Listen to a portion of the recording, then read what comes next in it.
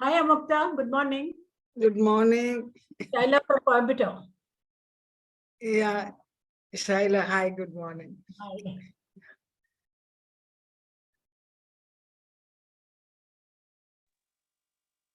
You want to rename Shaila? It says guest Shaila, it's okay? Yeah, that's okay. Yeah.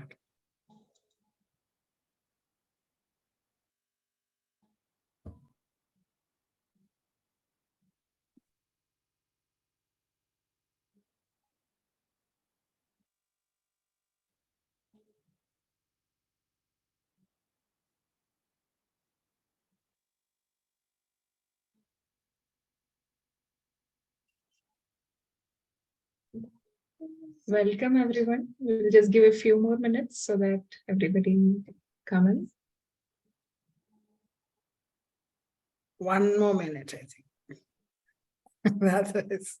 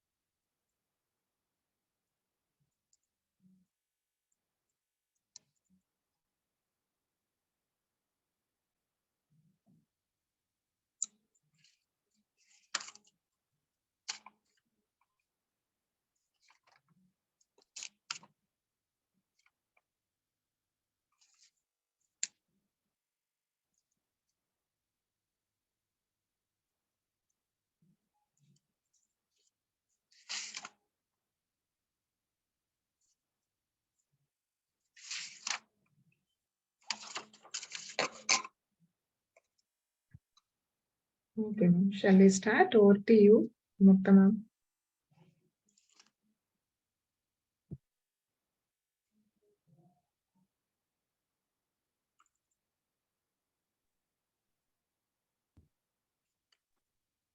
Ma'am, you're mute.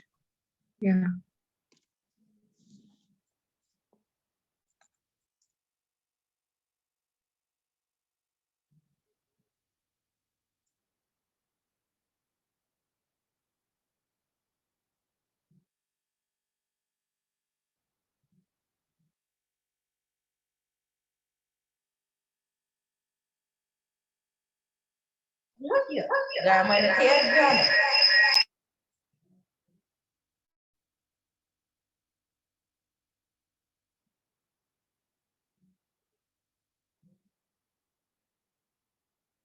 So good morning, everyone. A lot of last minute registrations happening, so.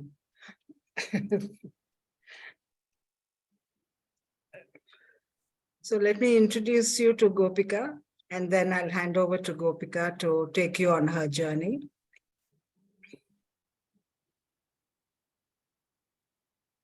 She has done amazing work, Gopika, and you'll see it as she talks about gifted children today. She's a cognitive scientist, a PhD, and a thought leader in different areas of and domains of work. She has worked with Boeing Airlines and looked at artificial intelligence and how it can be incorporated many years ago, I think almost a decade ago. We're now hearing a lot about AI, but she has was one of the frontline thought leaders in that. She has a passion for enabling innovative problem solving by looking at collective intelligence and trying to arrive at cognitive solutions in machine learning, deep learning, and NLP across many industries. As I said, in aerospace, auto, healthcare, and insurance also. And she also has worked in multiple cultures, not only in India, but elsewhere too. And with her ability to connect dots, she can see tremendous opportunities presented that result from intelligent automation, that is cognitive and robotics, the Internet of Things, and digital technology. So she's at the, in a way, in the crux of many domains, and that gives her that creativity also to look at things afresh, look at things anew. And her startup designs have been solutions that can be used in detection to assist people with dementia also. She's also, as she will share with you, a full-time mother to a gifted child who is now 9 years old. She homeschools him and advocates also for the gifted children. She's passionate about it, and we will hear her again, over this last for the next 2 hours. To look at gifted children, I'm not a specialist or an expert, but very often we hear, children being diagnosed as autistic, learning difficulties, etc. And that has become part of our common parlance of language and classroom practices. But gifted children have been neglected, perhaps not diagnosed, and often are diagnosed as children with difficulties. The giftedness is not able to come under the scanner. I'll give you a small example. A child in the US, his parents were kind of very quiet people, not very talkative. And so the child kind of was very quiet too and did not talk. So when he was in a preschool, he was termed as having learning difficulties. He came for one summer to India, and hearing languages in the home, as we have so many people in India around, and there are lots of people chatting and talking, he picked up 3 languages simultaneously: Telugu, Tamil, English. And when he went back to the US and to that same program for children with difficulties, he was taken as to be gifted child. I don't know how he was not actually a gifted child in the terms that we know now, but he was termed that at that time. So that spectrum and that range of possibilities is there. And I think we will learn from Dr. Gopika Kannan today, and all of you have questions, you can ask her at the end. Welcome, Dr. Gopika Kannan, and over to you. Thank you, ma'am. It was very kind words. I just, for me, this is a passion, like Mukta madam just mentioned. It's something that I have grown to learn pretty much from learning from the, fire hose. I came into it with a background that perhaps was a little bit more advantageous than most other parents do, in that I am a cognitive scientist. I understand a little bit about the brain. None of us can claim to understand everything about it or even a large amount about it, but that helped to understand the neurophysiology, what's going on. So, but it has been a staggering journey. And then I think about it, it kind of is between somewhere between a dream and a nightmare. I'm like on a pendulum that's swinging, dream, nightmare, and it can be like 0 to 100 in minutes. So it's fascinating. However, as a scientist, when I look at it, I have this walking, talking 24/7 laboratory in front of me, which is phenomenal. So I'm going to try share my learnings. I'm very thankful to all of you and for the invitation to and have this opportunity to speak to you, because I think the more we understand this, the more children we can help. So that's one of the main reasons I'm into advocacy, is because the tendency is to think, well, what is gifted in the first place? And I hope there is an awareness. I'm just going to spend like maybe a minute to kind of go over what that is, very basically. It's essentially, giftedness refers to a advanced ability or potential in one or more specific domains, which is when compared to children of the same age, adults of the same age even, experiences or environments. So all these things have a role to play in just how that giftedness presents itself. However, the question we always pause and ask, in what I often encountered in my journey with my child, was if the child is gifted, why do they need any extra help, right? They're going to do well. The reality is that that's not the case. Often, like Amukta ma'am just said, it's masked. You have other challenges that are at the forefront, or the child is masking the challenges because they're able to, and they desperately need help. And we will go into why that is and what happens during the course of this conversation. So if I can just start presenting my slides, just give me a second, please. We will spend the next hour or so just talking about our 20 minutes, I think, is kind of what it runs to, what is giftedness and what it is not, and what that really looks like in an everyday fashion. So when I usually, so just a couple of housekeeping things that I want to talk about before we start really is that I've broken the module down into several sections. So we will take little breaks for questions and comments as we go along. I want to make this as interactive as possible. So please feel free to share, to ask a question, to share an experience of something that resonated, something you saw, anything. I really would like it to be more of a dialogue. I know there's an intense amount to get through, and if it seems like I'm going fast and you want me to slow down, I have a tendency to speak fast. Please raise your hand and mention that, and one of the moderators can let me know. Thank you. So I just wanted to begin with this, because when I mention gifted, usually in conversations, people will always ask me, is he like young Sheldon? I don't know how familiar people here are with young Sheldon, but I know it's on Amazon Prime. So several folks in India have asked me the question, which is why I put it up here. It's a show about a young boy who's gifted. He starts high school at age 9 with regular high schoolers, and then goes on to go to college at 13. And is, by the end of the series, which is the series that came before it, which was Big Bang Theory, he wins a Nobel Prize. So it's a very, I think Big Bang, he was a little more gifted than he was in young Sheldon. And it's kind of popular tropes, of what is gifted.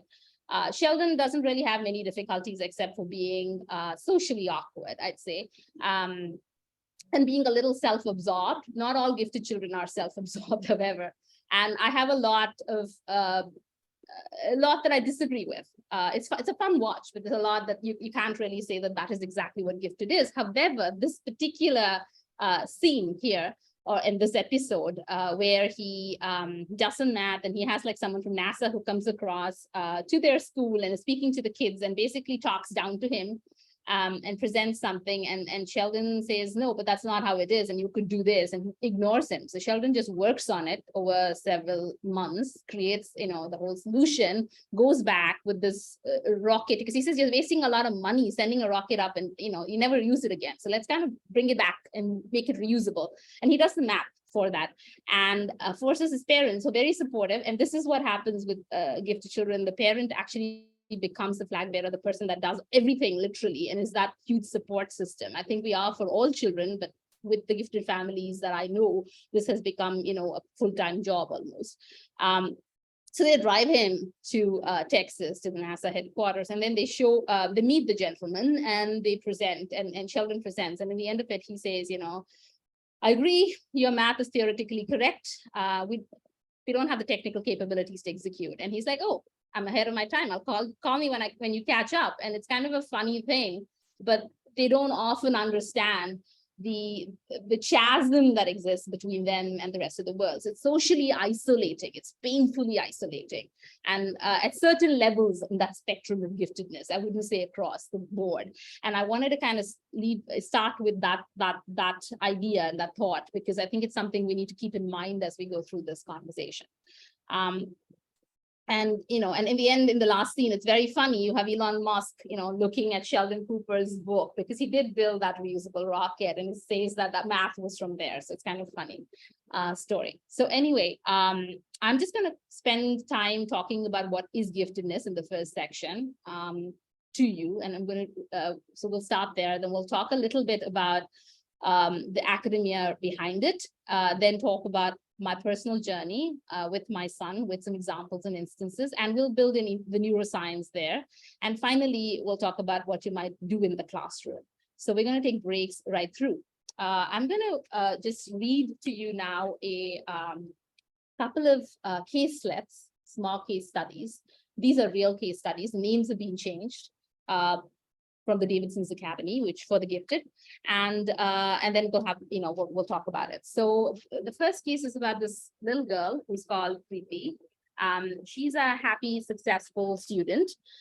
She's popular with her classmates and appreciated by her teachers. Her teachers readily acknowledge her abilities, even if they find it difficult to respond with appropriate curriculum interventions. Preeti learned to read before her 5th birthday. Now, at the age of 9, she has the reading abilities of a 12-year-old and shows a definite talent for math problem solving. Although she prefers the companionship of children 2 or 3 years older, she is not different enough to be rejected by her classmates. Preeti finds classwork somewhat boring, but overall, she enjoys school, especially the pull-out program for mathematically gifted students, in which she participates for 4 hours each week. So that's Preeti. We're going to move on to another case study of a boy called Arjun, who is in the same school as Preeti. He is in the 6th grade. Most of the time, he is apathetic and withdrawn. He refuses to complete the simplistic and repetitive work that's presented to him. Normal classwork, really. No enrichment program is offered to him because, he's not showing any signs of giftedness or, any intelligence that they would expect to see in the child. He's not even performing at par with what he should be in his grade level. He was considered rebellious and made life really difficult. He was a difficult child. He protested through 1st to 3rd grade. He was angry, frustrated, and rebellious, and made life difficult for himself, his teachers, and his classmates. He has developed an expertise in Nordic mythology, and that's an area of great interest for him. So he loves talking about Tolkien and the Middle Earth and those characters. And basically, when he came to school, he came with, he brought with him the book Lion, the Witch, and the Wardrobe. And the teacher basically took the book away from him, saying, you should not be looking at your older brother's books, as they will give you nightmares. Now, with these 2 stories, I would like for us to have a quick poll to see what you think. Nalini, could we have the poll?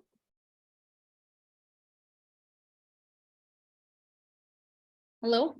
Okay, great. So I would, if you could quickly take a few seconds to kind of read through this. Which of these would you 2 children would you consider gifted? Or, both?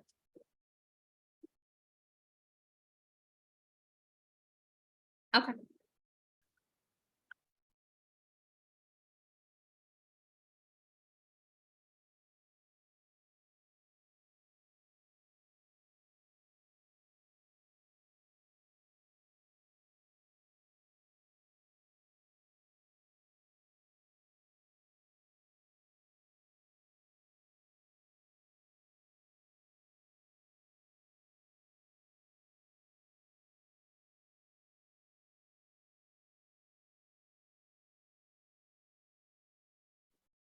We have launched poll.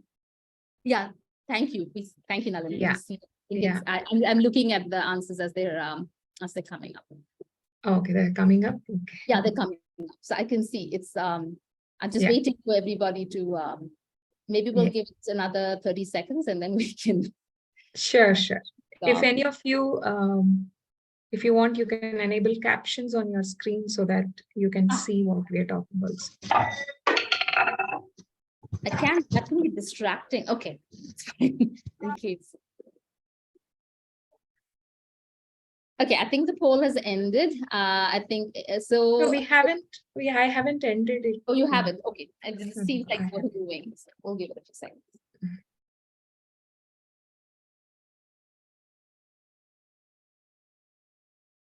Is it okay with the captions, or do you want me to disable Topika? Is it coming for everyone? I'm okay with it. I just was Okay. wondering it would be distracting to the folks who are listening. Sometimes, you're not looking at the slide, you're reading what is being said, and that can be distracting for some people.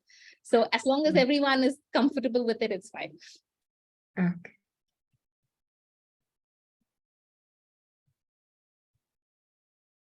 So I think before you end it, if you could just let me know, I can read out the numbers and then we can have a discussion. We have people from all over. There are 2 students who have joined from Vietnam also. Oh, nice. So for them, Oh, they're the not. captioning will help. Absolutely. Yeah, the captioning would help.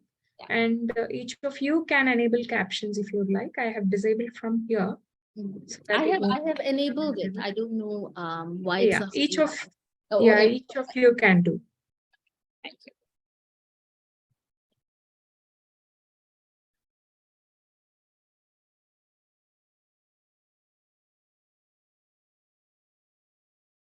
Okay, I'm not seeing anybody participated. So maybe, I think it hasn't moved in a while. So maybe we'll call it. That's what you're able to answer the questions in poll. Yeah, I'm able to see them. So I think we had 20% of the folks saying that it was Preeti Okay. for the first question. Whom would you consider gifted? 7% said Arjun and 78% overwhelming, very significant, saying it's both. I have a question there. I guess it's just a thought. I guess, like I mentioned earlier in the morning, maybe the title was a giveaway. Maybe all that we said as a preamble was, maybe it truly did. You're really perceptive teachers, and it's. I mean, I'm like, congratulations, that's phenomenal. I've rarely seen that, so that's great. And the second question was, who would you consider as being more gifted if it's both? And 52%, it was equal. It's an equal call. That's again phenomenal. So great. I'm going to just share the results once so that everyone can see it, and then we can move on to the next slide. I'll reveal what they're really like. So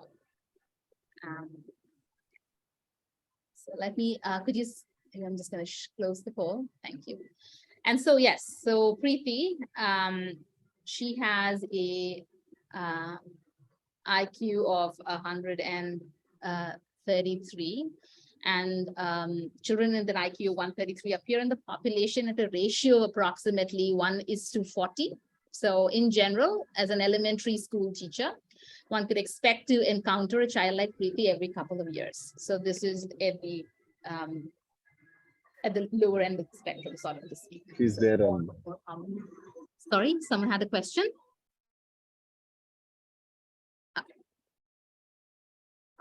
Sorry. So Arjun, as we were talking, this child has an IQ of 169. Children with an IQ of 169 appear in the population at a ratio of less than 1:100,000. So if an elementary school teacher taught 30 students a year over 40 years, the odds against her having such a child in her class are more than 80:1. So you can see why it's difficult to relate to some of this or identify this very easily. The bits about Arjun that I did not read to you, I will now.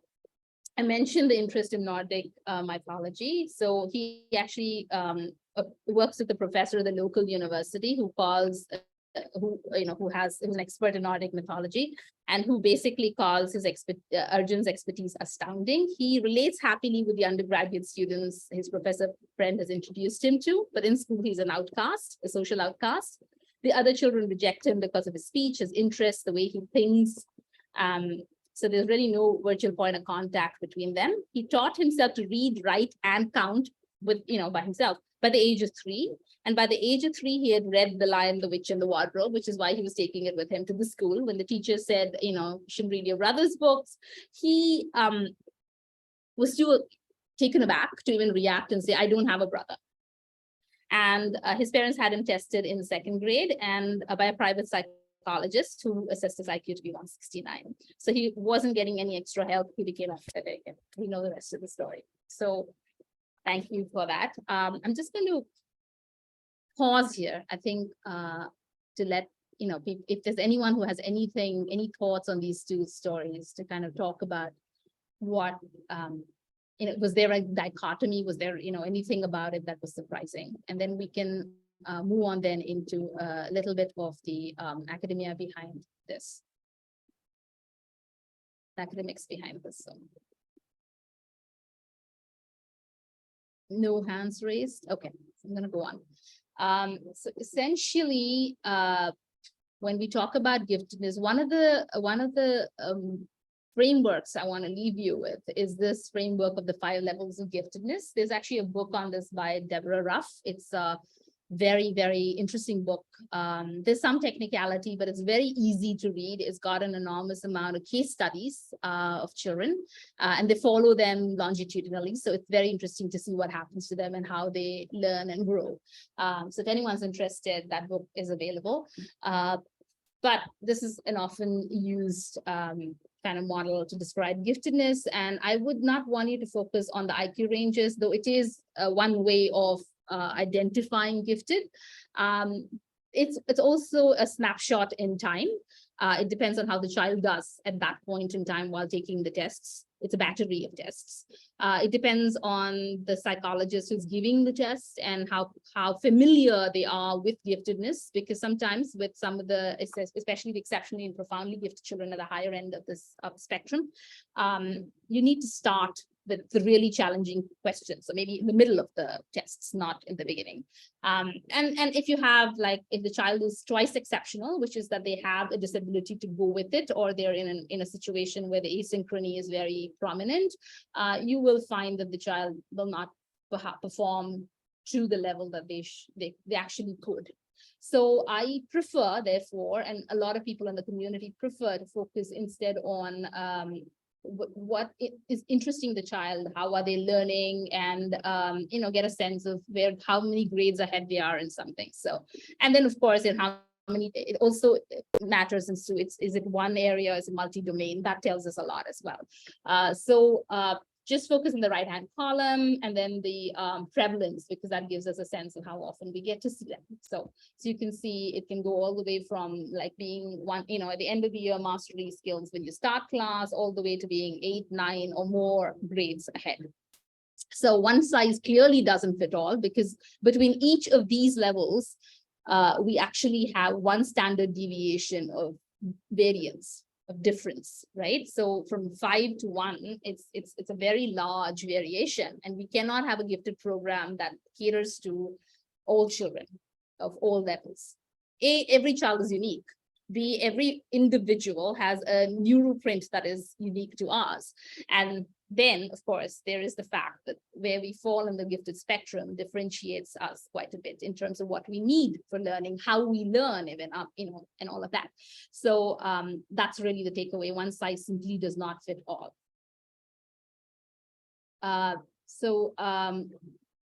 We'll take a break after this one, but this is a very significant story for me. It's a real life story of a young man called Jacob, who when he was 2.5 was diagnosed as being autistic.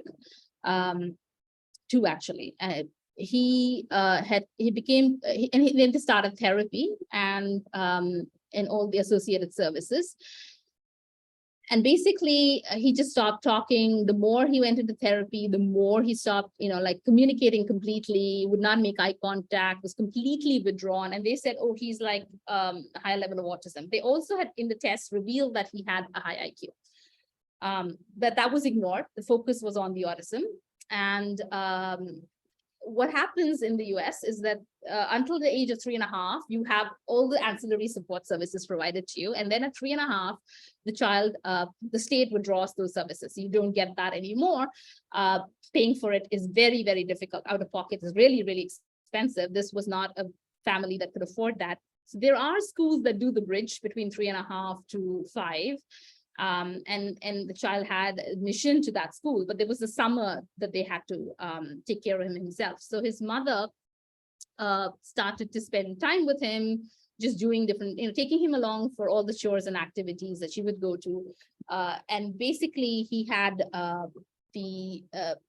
he started to open up. He noticed that he was very, very happy when he was outdoors and looking at the stars. So she would do that more often. She'd take him to the library with her and he loved it. He would bring back books home and he's reading.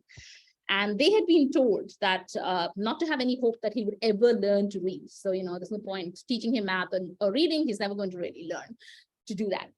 But he was reading, and then, but he still didn't speak. And then one morning they woke up, and as they came in the living room, they found all his crayons were nicely organized in the, according to the spectrum of colors. So what we call Vidgyo when we're students in India, right? So the colors of the rainbow. So pretty much in that spectrum of colors, neatly organized on the floor. And they were like, oh, this is interesting. So as they were feeding him breakfast at the table, the parents were talking about it. He's never responded or reacted to anything, right, till now.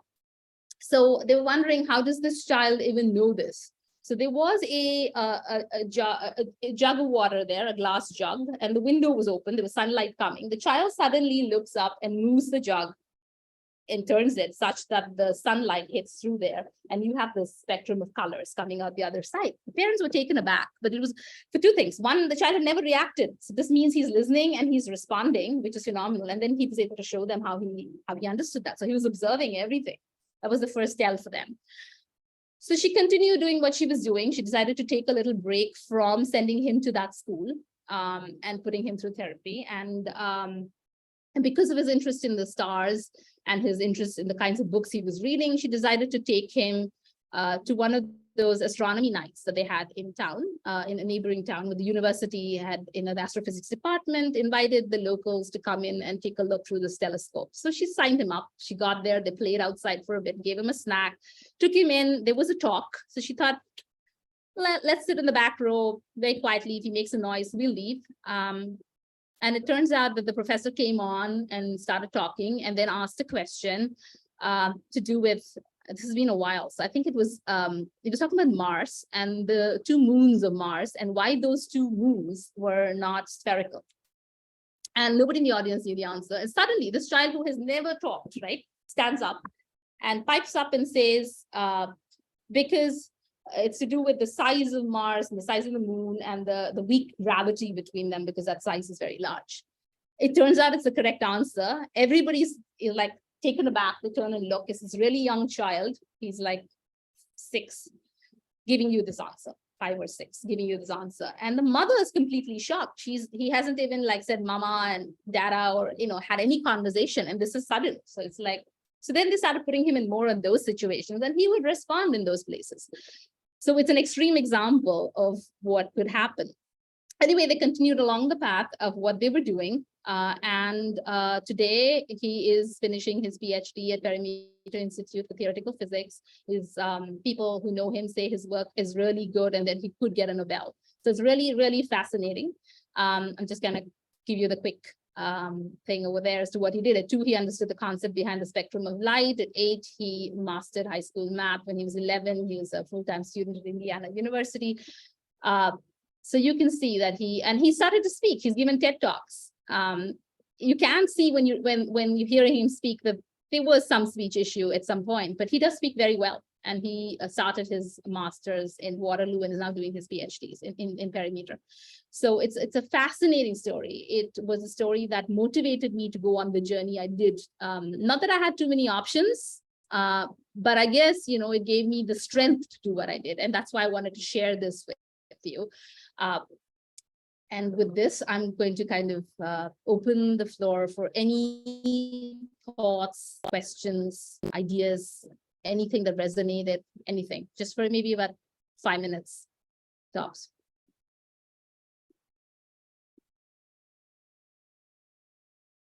Are there any questions? Meghna. My daughter is a teenager now, but a lot of things resonated. How she was slow, but she was so perfect in everything, and that never gelled with any of the schools. And I have been Yes. taking her around the country to facilitate the right opportunity. So I could really connect a lot.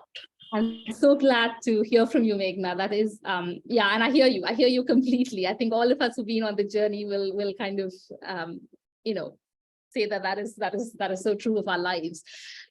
Yes, and so the thing I think I want to call out from what you just said is that we assume that gifted children have very high processing speeds, that they're going to respond like that to everything, or they're going to take things in immediately. That is not necessarily true. Some of them do, and some of them don't. Some of them, because of the way their brains are wired, will have slower processing speeds, but they will learn things without actually having to be taught, which is, I think, something that happens, right? And the reason they could be slower is not because they don't understand it, but because the gray matter, the way that's, you know, for some children is because it's very efficient. Their networks are way more efficient than ours. They don't have that crazy number of neurons and neural pathways as we do. So we may have a situation where, you know, that is a little bit slower for that reason. It's also that they are thinking of a million options for what the answer could be, because the question is if there's a little bit of ambiguity, they're thinking in 100 directions, and they have to now come back and think and process and figure out which makes the most sense. So if you ask them, what color is this banana? You're right. Somebody would just say, hey, yellow. What's the big deal, right? Most kids, but a gifted child, it's possible that they will say it could be yellow, it could be brown, it could be white. It's white on the inside. So which is the correct answer? Let me think it through, right?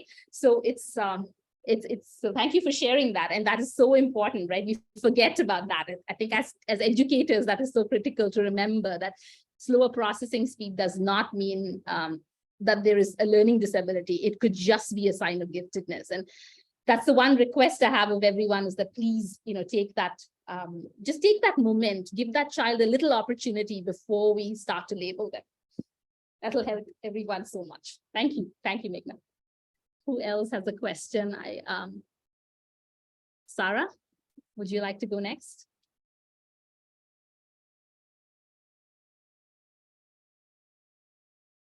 Do you could you unmute?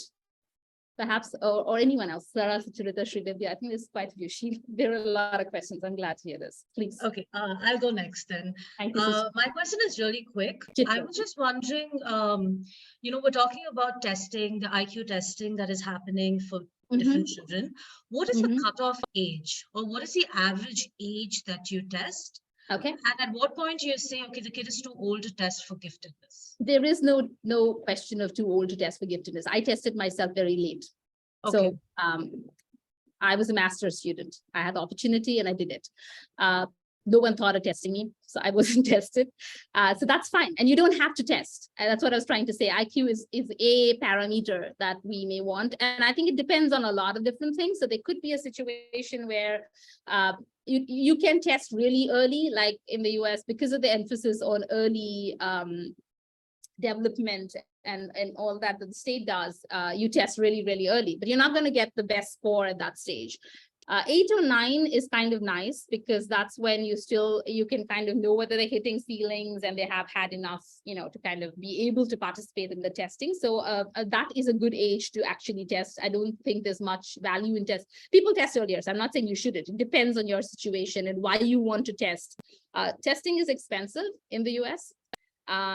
So the question then is like, why do you want to test? What are you going to get out of it? It's not going to help with the school system necessarily, or with getting into university or any of that. So I would actually ask ourselves the question, why do we want to test? But to answer your question, there's no real age limit. It's a neurological condition. We will continue to be gifted. Yes, we will hit ceilings. And so our scores may be a little bit lower as we get older. Given the numerator versus denominator, the differences kind of start to kind of get lower.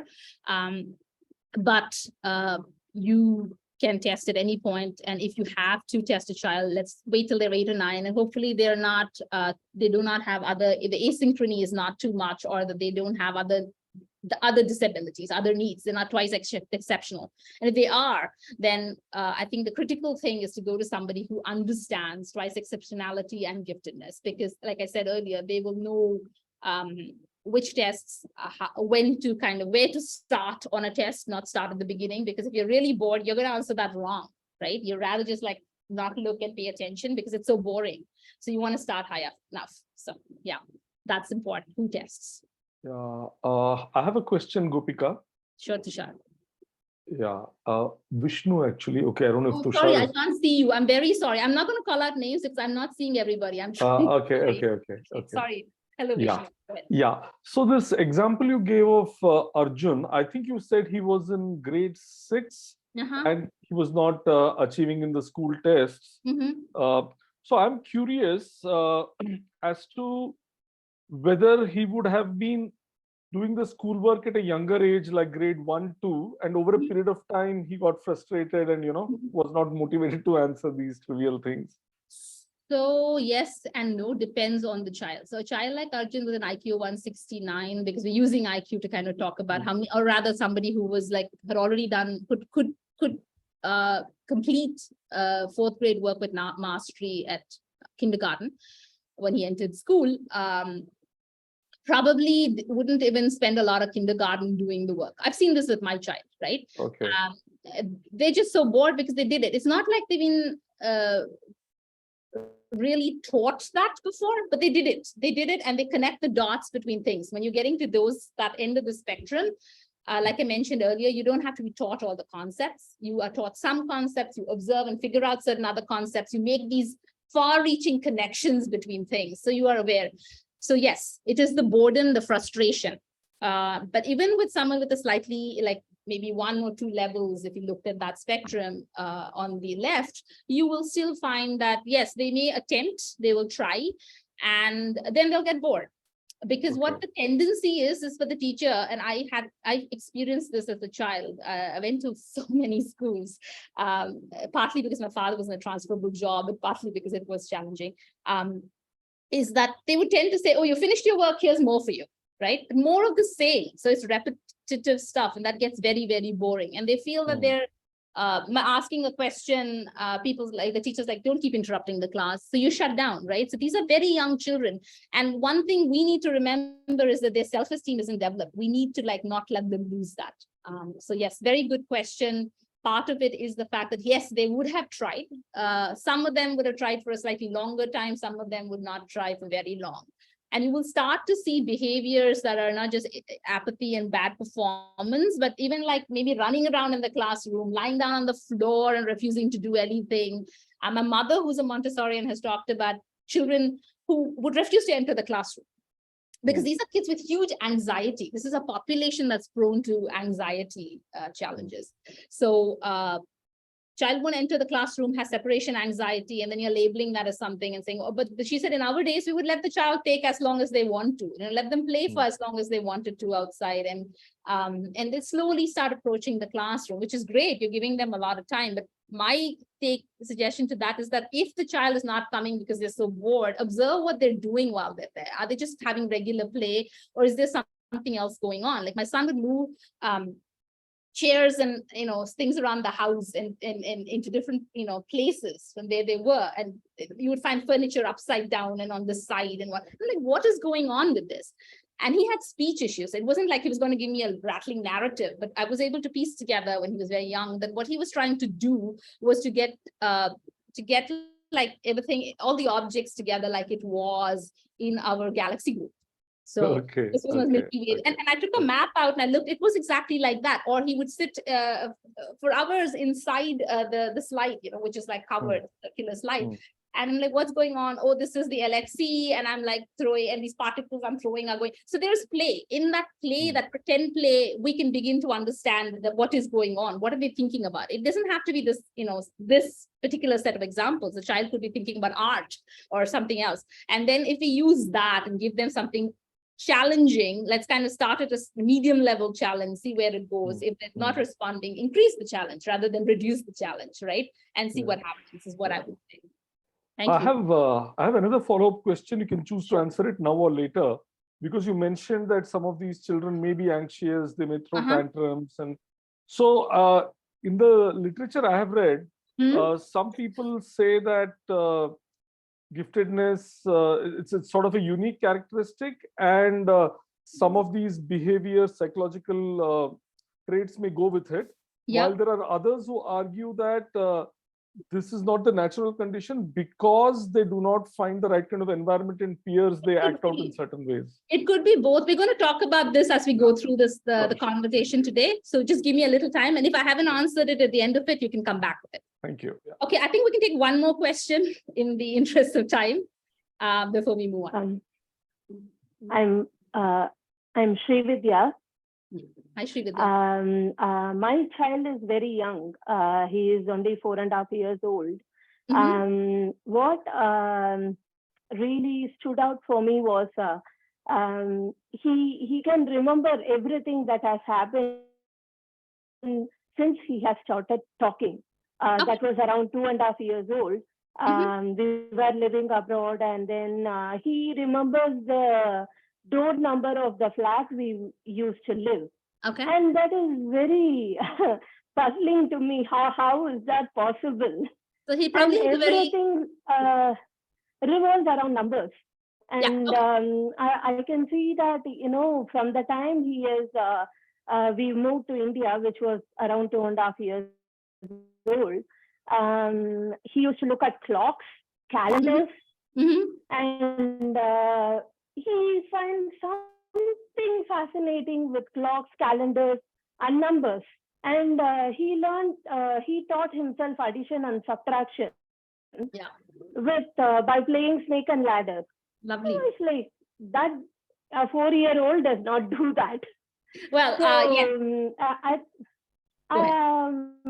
I don't know. I mean, like you said earlier, he is socially awkward. He wouldn't speak to anyone.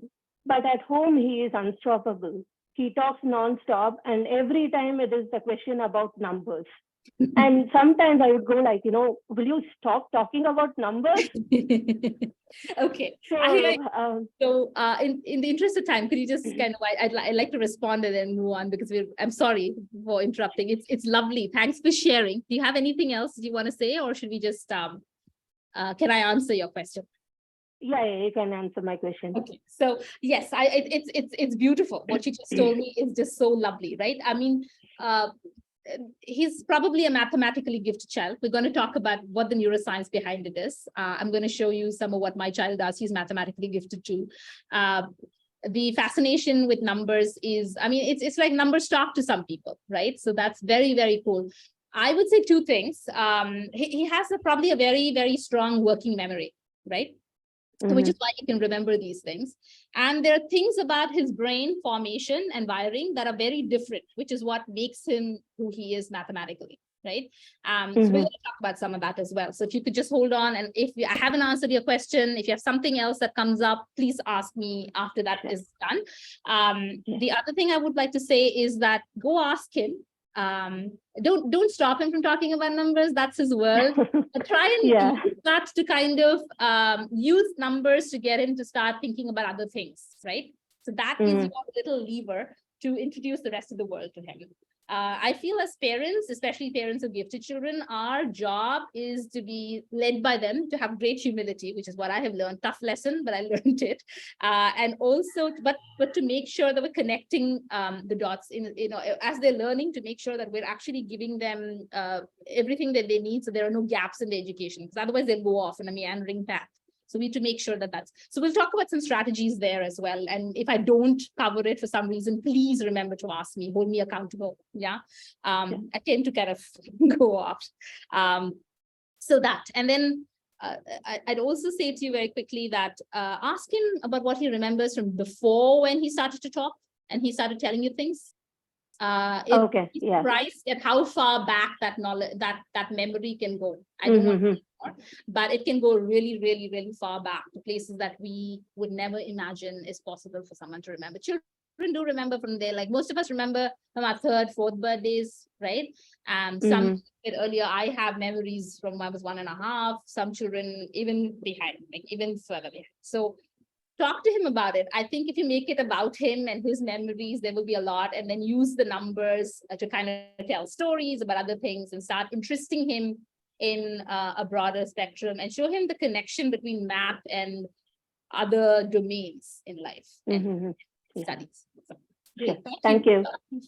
Thanks a lot for your questions. Please keep the conversation growing. You're a really active group and I love this. I am going to move on to the next section if you don't mind. Sorry. It's going to take a pause. Yeah. So now for the next several slides, I'm actually going to be talking about my son. And the reason I'm using him as an example really is because that's the one I have the most detailed data about. He looked at the deck. He told me I had opportunity to do a lot better. He also told me, which I hope you don't think, I hope you think I did a decent job. But that's why I said you need to learn humility with them. And he also told me I wasn't going deep enough, but I felt that this is the one space I could give you some deep answers. So, so I'm going to try and do here is to use vignettes, little stories with examples of what he did, and then layer in the neuroscience as we go along and give you a sort of a sense of multiple angles of what this can look like. So we're not just saying, oh, they're only mathematically good, then they're gifted. No, they could be like, with his case, that is true, but there are lots of children who are artistically gifted and musically gifted and who actually have dyscalculia or dysgraphia or dyslexia, and that's fine. And it could be a learning disability in some cases. In some cases, it's just the asynchrony. So we'll talk about both. Okay, so very quickly, I'm just going to set the scene over here. This was a very recent occurrence. My son, Johan, is 9 years old. He's 9 years and 4 months, actually. He is on an average 8 to 12 grades ahead in all subjects. And he needs to be challenged, constantly challenged. It's like, if I don't ensure he's doing really challenging stuff for him, then we're going to have a lot of bad behavior. Right? It's one of those things we live in. It's not as if he has to be challenged every minute of the day. It's not as if he works all through the day. He does it in bursts. He may spend half an hour on something challenging and it'll keep him thinking and going and happy. And the happy, epinephrines and stuff will kind of start, he has oxytocin and all that stuff being produced as a result. And he's happy and life is easy for me for a few days, but I have to keep him challenged. And that challenge becomes progressively difficult, right? He's extremely sensitive and extremely empathetic. We're going to see that in some of the vignettes we're talking about. He had speech and motor delays, like I mentioned earlier. So Johan was in the house. I'm at my mom's place right now, and her cook has a grandson who's 17 years old, Jay. He's in the 12th grade. His boards start on the 13th of March. We're in Chennai. And the child was, he's preparing for his exams. He's struggling. His mother realized that, and she called me for help, saying, could you help him, Akka? And I said, I don't know if I can. Teaching the subject is one thing, but teaching to exams is a very different thing. I'm not a teacher, so I don't think I'm qualified to do this and take this on at this point in time, but let him come home and let's talk about what his struggles really are. I need to understand how much of a gap there is so I can recommend something. So Jay came home one evening and I sent Johan in. I didn't want him there because we were going to be discussing something that could be a little delicate for the older child. And we had a long conversation. He talked about his struggles with trigonometry. He didn't understand calculus at all. They had to do some differential, I think some amount of integral calculus, and he couldn't even begin to comprehend that. And it was also because of COVID and the home, online learning, where there were huge gaps, right, in the previous years where they would have covered things. So he was a bright child, but he was struggling. And he had 2 months to go for his board. So he was very nervous and anxious to what he could do. And we were like, okay, so what can we do? And we discussed, his tuitions were not helping because there were not enough tests. Nobody was really explaining anything to him. So we had to find a different path for him. Anyway, Johan has extremely acute hearing. This is part of his brain development, right? Is that he has incredibly acute hearing and he can hear things which have been said in another room. So after Jay left, he came out, he was very anxious. I could see from his body language, he was going about doing, things that were not really him. I could see he was on the edge. He was concerned. He was upset. Then he started to cry. And I said, what happened? It's like a meltdown is coming up. What is happening over here? So with him, I find that just, I help him breathe. I ask him to breathe, but it's not just that. I can't, just saying it'll be all right doesn't help. I have to discuss what the issue is. So we did talk about it. I said, what happened? What is causing this right now? And he said, I feel bad for Jay. And he said, I feel really, really bad. How can it be possible he doesn't understand trigonometry and calculus? That was the first concern. How can that even be possible? Every child who is 16 or 17 should know trigonometry and calculus. How is he struggling? And secondly, he has his exams coming up. This is very important for him. Jay had mentioned that his school teacher was willing to take tuitions, but she wanted 20,000 a year and for the 2 months, and their parents and family could not afford it. So that was a struggle. So his reaction was give them the money and get him into the classes. And actually even better, you should be teaching him. Why are you not teaching him? So it became a big thing. And so I had to sit down, talk to him. He continued to be in a bad mood the next day until we could find a tutor who could work with Jay. And Jay came back and said, I like how he's teaching, right? That's when it really subsided.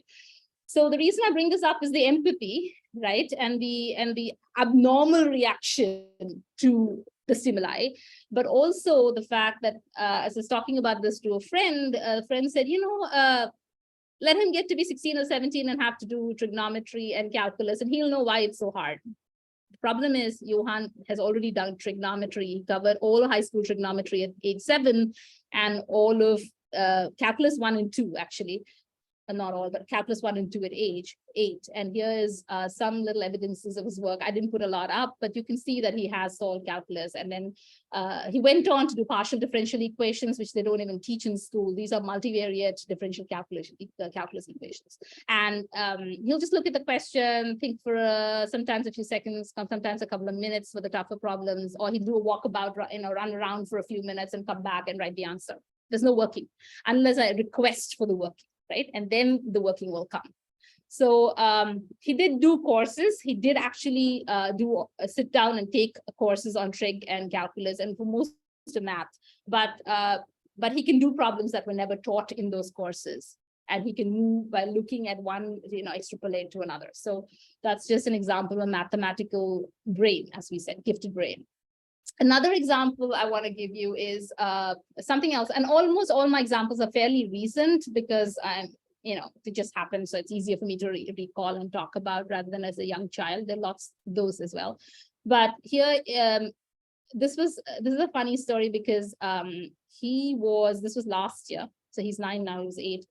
His father had him on his back, walking with him on his piggyback. So this is not normal for an 8-year-old child to want to be carried around on the back and, chatting as he goes around. But my husband asked him, Johan, how many people do you think have ever lived on Earth?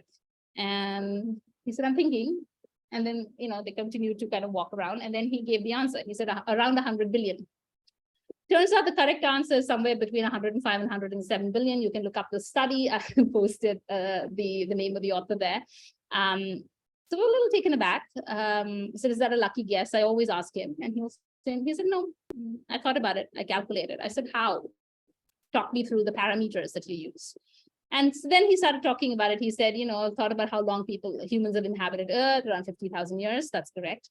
Life expectancy has varied over the years. There's huge infant mortality, and then it kind of started to get better. So I took different ranges. I thought about how many people lived on each continent. I thought about how many births amongst those who were alive. And I thought of the ratio of the dead to the living on an average. I took that to be 10:1. And when I took that and I kind of checked, I used that as a check as well for my answer. I think it's around that. Turns out it's pretty close to accurate, right? And they use computer modeling to answer these questions. So it's another one of those examples, which you're not going to ask these sorts of questions in school, are you? And if you don't ask these sorts of questions, he's bored. So then you have bad behavior. So you see the challenge I'm talking about there. A couple of more examples. The cake over there is his birthday cake from his 7th birthday. Ever since he turned 5, he has decided at 4, I think we had like a car for his birthday party, for his cake and his party. And, he was happy enough. But at 5, he started to give me themes. And the 5th birthday was a mathematical team. It was real fun. And I think the lady who spoke to me about the child being mathematically gifted, if you want to talk about how you may use that, we can talk offline. I'd be happy to help you. But he gives me these examples and these themes, and they get progressively tougher. So this was the 7th, and the theme, he came to me and he said, I want a cake that represents Einstein's tensors. I didn't know what those were. But I have a lot of friends who are astrophysicists. I reached out and they sent me the list of equations and they told me about it. And we talked. Turns out it wasn't that hard to do. It's about the gravity well, space-time, and how that kind of fabric is space-time with the Earth. And so we could get a cake made. He was happy. It has the tensor equation over there. And he was very happy with it. And it was his general theory of relativity party. In the midst of COVID, this was the one thing we could do for him. We couldn't have guests or anything. So it was like a lot of fun. They've gotten progressively difficult. I was not very successful with the future cakes. I made honest attempts, but they were not great. So you don't see those pictures here for that reason. He also created this t-shirt for himself. It basically has the standard model and a bunch of equations that are really important for physics, and said, my first language is physics. And that is so true, right? I mean, he speaks English, that's his primary language. He also speaks Spanish, reads and writes, and speaks a little bit of, but reads and writes fluently, Hindi, Tamil, and Telugu, in addition to the English and Spanish. He loves Hindi, and he has multiple other languages that he says, I'm okay at. I can understand, I can do a little bit of, reading. But physics is his first language. It's not math, it's physics. And so it's like, he's in an auto rickshaw and he's like all enjoying it, looking out, and then he starts bouncing like this. This is a few years ago, right? He's bouncing. And I'm like, Johan, you're going to hit your head against that rod over there and you get badly hurt. He doesn't stop. So then I turn around and I say, you realize that you will tell me that we're just moving at the same velocity, so there isn't any acceleration going on, but there could be a sudden red light and the guy hasn't counted for it. And so, he's going to brake, or somebody just comes across the path, he'll brake. That's reverse acceleration, right? And so you now calculate the impact of your movement and that movement and what the impact is going to be. And he stops immediately because, oh, it'll pain bad. So when he was 2, I took him, we were out at a restaurant, he was drinking juice and he was tipping the glass too much. And I'm like, don't do that, didn't help. Then I said, can we just hold it at like a 35-degree angle? That'll be good enough for you to get your juice, but for it not to spill. And he held it exactly at that. So that's how the mathematically gifted brain operates. Dark matter physics is a fascination to him, as is neuroscience. And every year since the age of 5, he has been writing up his goals and updating his goals and the problems he wishes to solve. So I've kind of talked about those there. Both the areas of equal weightage are incredibly complex. And there's a phenomenal amount that we still have to unearth and learn. So he'll spend a lot of his time thinking about this, doing courses, reading, and to the point where popular science is no longer fun for him. He needs to really get into the map and do like summer school stuff that's done on, and he finds YouTube clips off and he'll sit and answer those questions. And so that's another thing. So I'm going to jump quickly into the neuroscience behind this. So this is really well proven today. We know that cortical development for us as humans goes well into our 30s. So the fact, we're very plastic. Our brains are really plastic. We can learn new skills, new methods, change things, improve things. We can definitely do that. The emphasis on early childhood has been because, and I'll show you the red line in these graphs, which basically shows you that, by the age of 7.5-ish to 8, the speed of at which we're developing, that delta of change starts to slow down. Right. And it continues to decrease. And as you see into 19, 20, and then it tapers off, right, into our 30s. It's not that we haven't got plastic brains after, because people in their 60s and 70s can recover from strokes, but it takes time, much longer, which is why we emphasize early childhood. But what is interesting here is that when we look at people with superior intelligence, and I'm sorry, this is not my words, these are the words of the authors. I just, it's not politically correct, but when we look at them, at the right end of the spectrum, that delta of change for development, rapid development, only begins at that age of 7.5 to 8. And it continues on and only starts to kind of slow down as they approach 15. So you can see it's very different. And as a result of this, there are certain areas of the brain that are developing very fast and other areas that are developing much slower, and you have asynchrony in that development. And the resources, remember, the brains are not that much larger, so the capacity is the same, the resources are the same, but we're using more resources on the math or on something else and using less on something else. And therefore, there is kind of catch up that has to happen. So you can have extreme advancements in some areas and delays experienced in other areas. And then as this cortical development starts to spike up, we will see normalization. Things will start catching up more quickly. So his fine motor issues that he had, or the gross motor issues, he couldn't learn to ride a bike. Handwriting was horrible, as you could see in those pictures. That's an improved version of what it was. Those things started to catch up very quickly. The speech. Speech is also a function of motor, speech production, as well as a function of executive functioning, which is something speech therapists don't think about. But those things can be a challenge for a extremely gifted child. And the more gifted the child, the more you're going to see. So the literature doesn't talk too much about this, but anecdotally, as I have met, we have a group of 1,000 families across the world with children who are profoundly gifted, and we share stories, experiences, and there are support groups for each other, and we realize that speech and motor development are challenges for a lot of these children. Einstein didn't stop speaking until he was 4 almost, and even then wasn't very good until much, much later, struggled in school, in college, we know those stories. So that is a very real aspect of it. And this is about the math gifted brain specifically. fMRI studies have made it really possible for us to know a lot about what's going on. So we know, if you look at that image there, A is the average math brain and B is the math gifted brain. The brains of the mathematically gifted children are quantitatively and qualitatively different from those of their average math peers. They exhibit overall cortical activation, and they're bihemispheric, bilateral activation. So both parts of the brain, both hemispheres are fired up, as you see, as they're solving. So these are taken as the child's put in the scanner, usually after the age of 10, 11. So when they can stay quiet. They're given a problem to solve, and as those problems are, as they're working, the scan is taken, so you can actually see what's going on.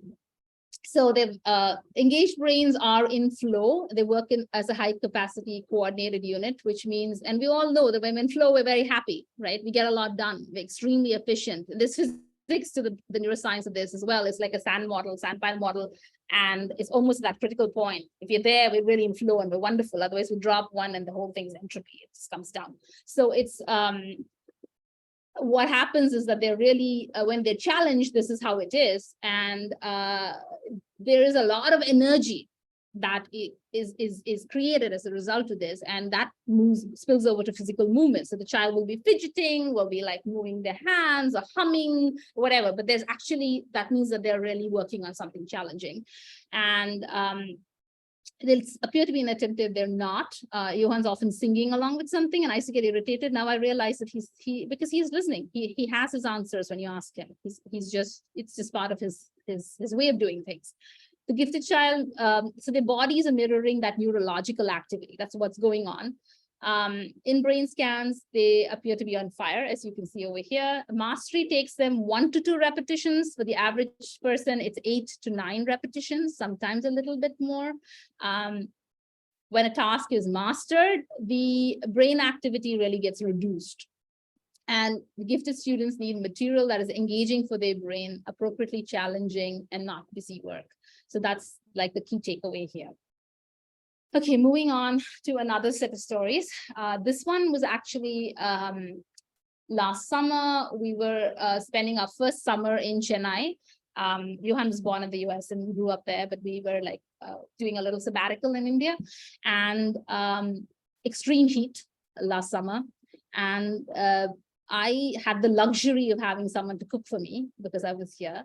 And we decided to have 2 people, someone who did South Indian food for us in the morning, and another gentleman who came in the evenings to make roti and sabzi for us. So this person came in and called in sick, saying, I have heat boils, I'm really struggling, I can't come. And at the same time, the other cook told us that her child, who was about 4 years old, had also got heat boils and was struggling and wasn't able to go to school.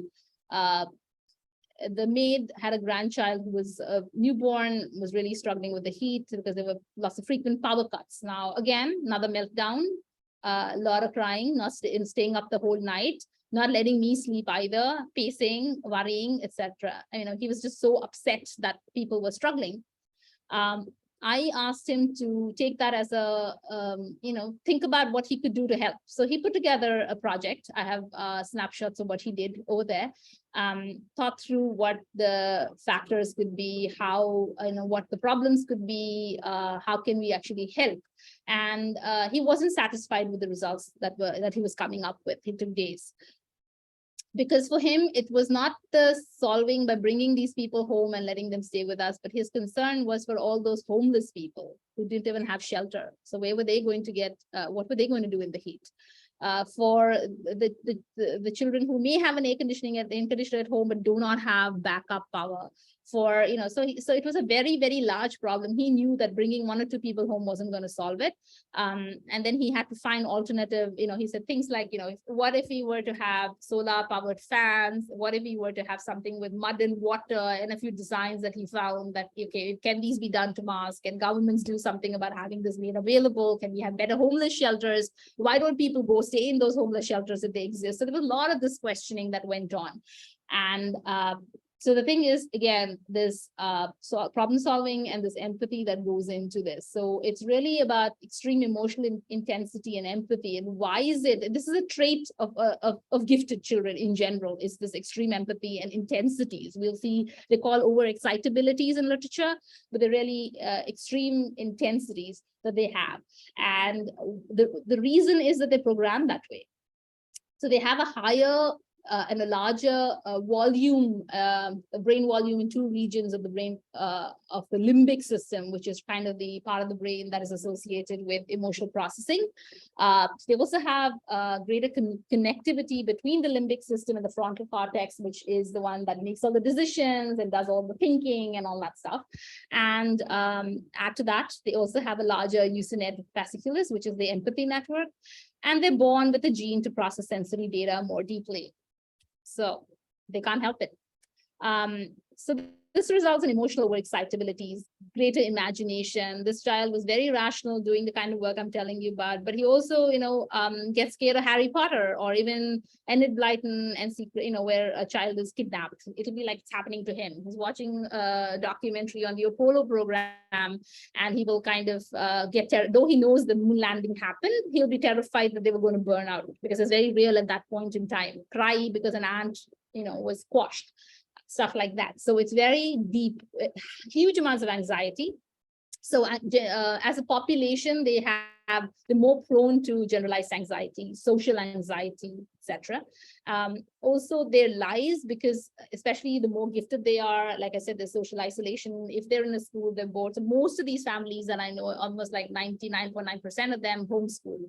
One of the parents has had to give up work to homeschool, and as a result there is a lot of social anxiety. So that's something you need to find a way to manage and introduce them to be with society. They talk a lot at home, will be very shy when they're outside and almost paralyzed, not speaking, or the thought of going and doing something can be so paralyzing that they may not even attempt it.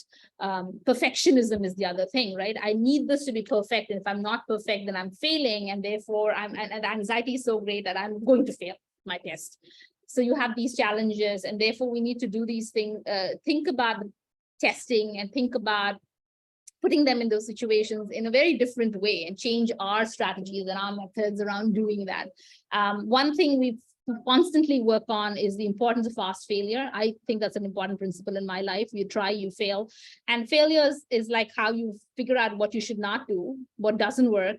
And then you go around figuring out what works. And that's the scientific method. So I taught him the scientific method very early, and we tried to remind him of it. But this anxiety is an issue that is there, and huge curiosity. So these are things to look out for. They take a much longer time to self-regulate. So tantrums and meltdowns will be there, especially when there's a lot of development. It's almost like there has to be neural pruning. And during that pruning process, until that's completed, there could be entanglement almost between. I like to think about it like there's a lot of, if you have a garden that's overgrown, there's everything like getting knotted up. that can cause more tantrums, and you need to give them a couple of days to kind of have that pruning happen. They are much more efficient with their brain networks, like I mentioned earlier. So eventually that reduces. It has been reducing for us, but self-regulation takes a little bit longer. It helps to educate them about emotions, how the brain works with emotions, how much time a certain emotion tends to take before it goes away. So you know it's coming to an end, right? I can be sad for 24 hours or 48 hours, and then I won't be sad. So it'll come to an end. I don't have to be, I don't have to think too much about it. And now I can like be much happier being sad, if I can say it that way. So huge demand for truth and justice, as came across in the other examples, and cares deeply and thinks big picture, never like about let's just fix this small problem this way. Do you want me to take a break now for some questions? Because I have a few more stories to go through, or can we continue? How do people feel about it? Do you have a question? Okay, maybe we'll take 2 questions really quickly and then proceed. Yes, please. Hello, ma'am. I'm Bhavna. I'm mother of 2. My elder daughter is 8 years old. She has a mild ADHD. Okay. Okay. I can relate what you said earlier, and many other facts are there which can be related to my daughter. I just wanted to know, how do you know the child is gifted in that particular area, and how that child is ahead of his age in that particular subject? Sure. So good question, actually.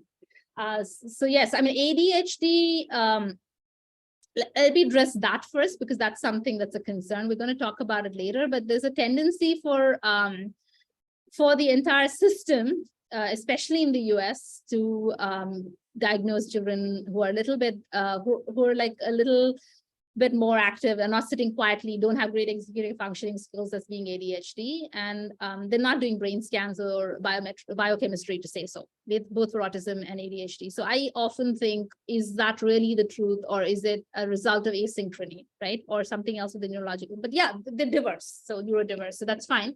And it's actually not a condition to be worried about, because that allows for creativity and a lot of other things. So it's great.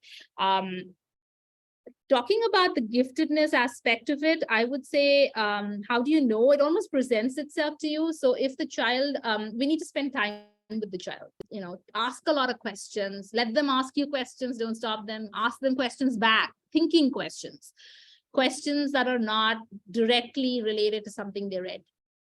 Like we would go out for a walk and by the reservoir, and he would be throwing pebbles, and I'd say, Johan, any thoughts over here? Why do we were seeing, why are they ripples? And then he would give me an answer for why they were ripples. And then we would go back and look it up and say, yes. Or we're walking around and we're looking at leaves, and we're like, okay, so do we see a pattern over here? And he'll see the pattern, and then he'll tell me, this is the kind of pattern I'm seeing, 1, 2, 3 in the next one. And then, but this is like 6 in the next one, and so forth, right? Which is the Fibonacci series, right? So you pull that up. And you're like, okay, let's now figure this out. The golden ratio. So then from there you're going, so why is the sky blue? And it's because of dispersion of light. He actually wrote that answer. It's like, oh, that's pretty cool. So then you start to realize, for us, it happened in a couple of ways. So this is one aspect. It was just that for me, my whole thing was that, even before I knew anything, was that I'm never going to tell him not to ask me questions. I asked a lot of questions as a child, and I was encouraged. So I'm going to continue to do so. I'm always going to be honest if I don't know, and say, we will look it up together. Teach him that we can never know everything. Curiosity is like the leading thing, I think, for us to be successful as adults, and we lose it, right? As part of my work with innovation, I see that. And then there was also the fact that everything is interconnected, and I needed him to understand that. So those were my 2 real things. So that helped. In the summer, and I was going to talk about this later, but in the summer before he was to go to kindergarten, and we'd had lots of bad experiences with schooling before that, I actually spent time with him to prepare him for school, because, I knew he had anxiety and stuff. I knew he could count, but I was surprised at the fact that, I knew he knew addition and subtraction, but I was surprised, and he hadn't been taught, but he just knew. that he could do multiplication and division. He could count into the thousands. He could do to the power of, he started solving Pythagorean theorem problems, which they do in Montessori, the way they would teach you, right? So that was how I'd been taught, and I tried that with him, but he could actually solve large equations. And so we took like the school curriculum, and he was like through it in a day. And then, you know, we continued to. So I went out and I bought gifted math books, and there's some there's a guy called Edward Zaccaro. He writes the most brilliant, he's a gifted teacher for math, 1st to 5th standard. Phenomenal books with lovely problem sets, starting with easy all the way to what he calls the Einstein level, the pretty tough problems in each, and we would work through them. And we stopped looking at the early ones, we just started focusing on Einstein level. And he would just like, he ran through the entire syllabus 1st to 5th standard that summer. So we knew.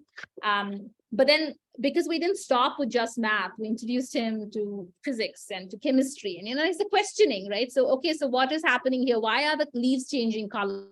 And there's so much that goes into it, right? So just encourage questioning, ask questions back, see what comes to you, and that will give you a sense of how much ahead they are. Testing doesn't necessarily tell you that. Okay, I think we'll move on. Thank you. If you could, you're welcome, hold your questions till after we finish the next section, please, because I think we're running out of time. I'm really running late. We haven't got that much time.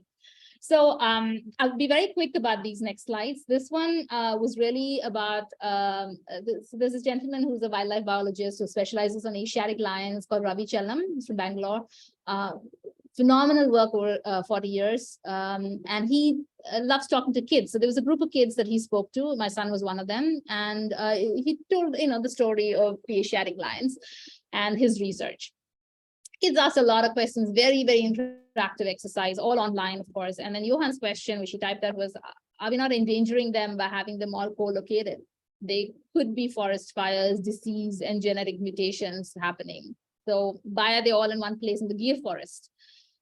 And that was like cutting through that whole conversation to the chase, to what the real issue at hand was, which was what Ravi had been advocating for 40 years. And he hadn't talked about it, but he was just trying to kind of tell them about the lions. So he was very thrilled. So this ability to look at a lot of data and then like connect that quickly and then go zero in is something that you see with these children.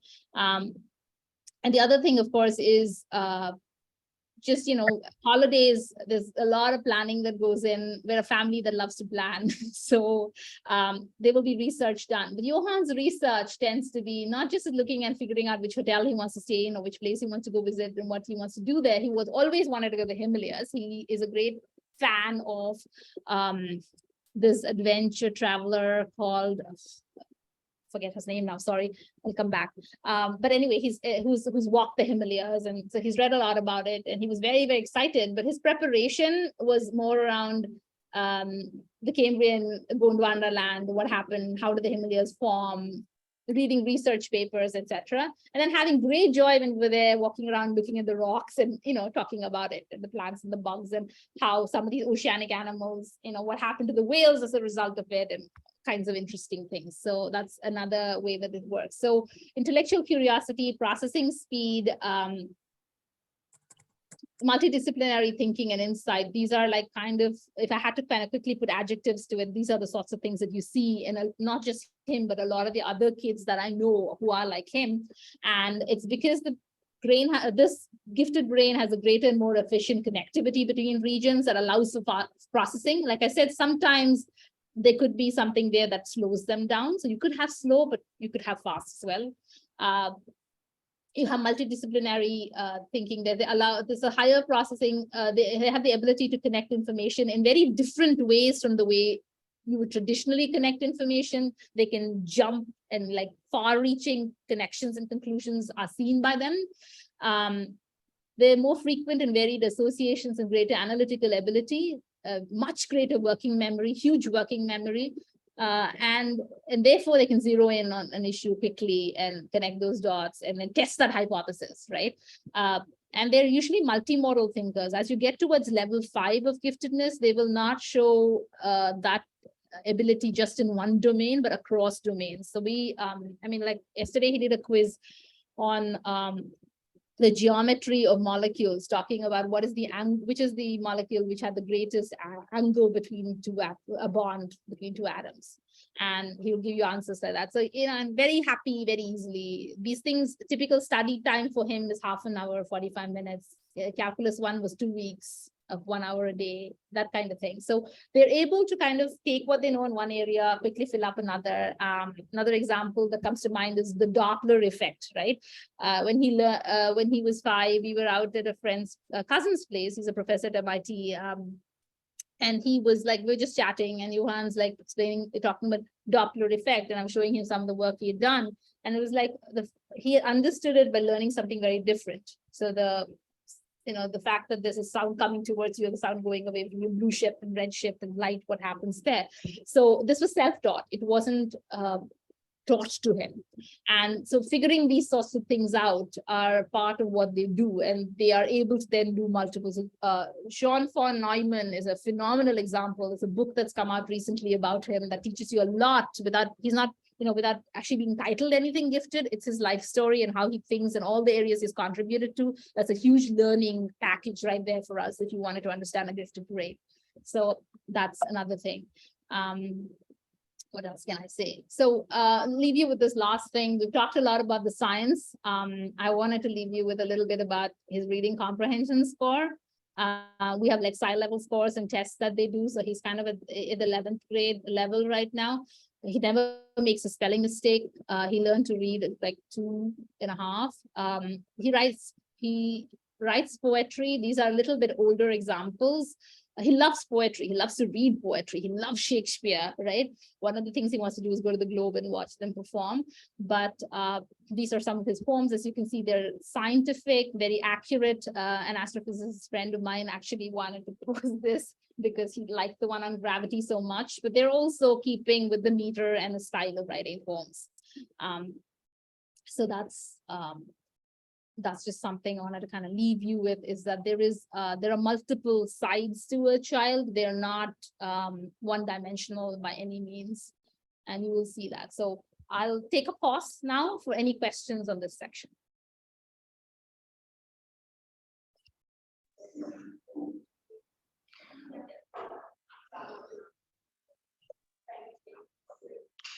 There were a few folks who had their hands up the last time. You can feel free to ask now.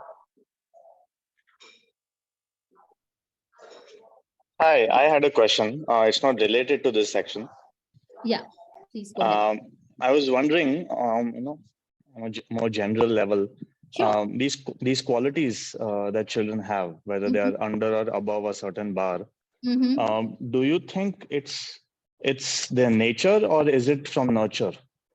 Does it come from after birth, how parents or the environment responds to them? Yeah, the nature question is a very old one, and I don't think we have a deterministic answer one way or the other. I think it's a combination of both, right? So with the gifted, as with even the early IQ work that was done, you know that that's a range, and one could fall at one end of the range or the other end of the range. Where we are, the fact that we fall in a certain range will typically be determined by genetics and by certain mutations that might occur. Right. So, normally when you look at a gifted child, you will find evidence of giftedness in the family, whether or not it was labeled as such. So the example of Jacob, for instance, his mother could trace it back to her grandfather, who was, though not labeled gifted, hadn't been tested, actually had shown all those signs, and that's how he was in life. He didn't have some of the constraints that the child had, but he actually was somebody who was very creative and innovative, had a whole bunch of patents, and just came up with very different ways of thinking. I think about my mentor, Douglas Engelbart. Again, very, very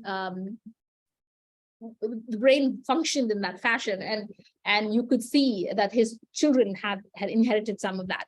So yes, so there is a huge genetic component for every one of these children. Actually, in my community of PG children, we find one of the parents, if not both, are gifted.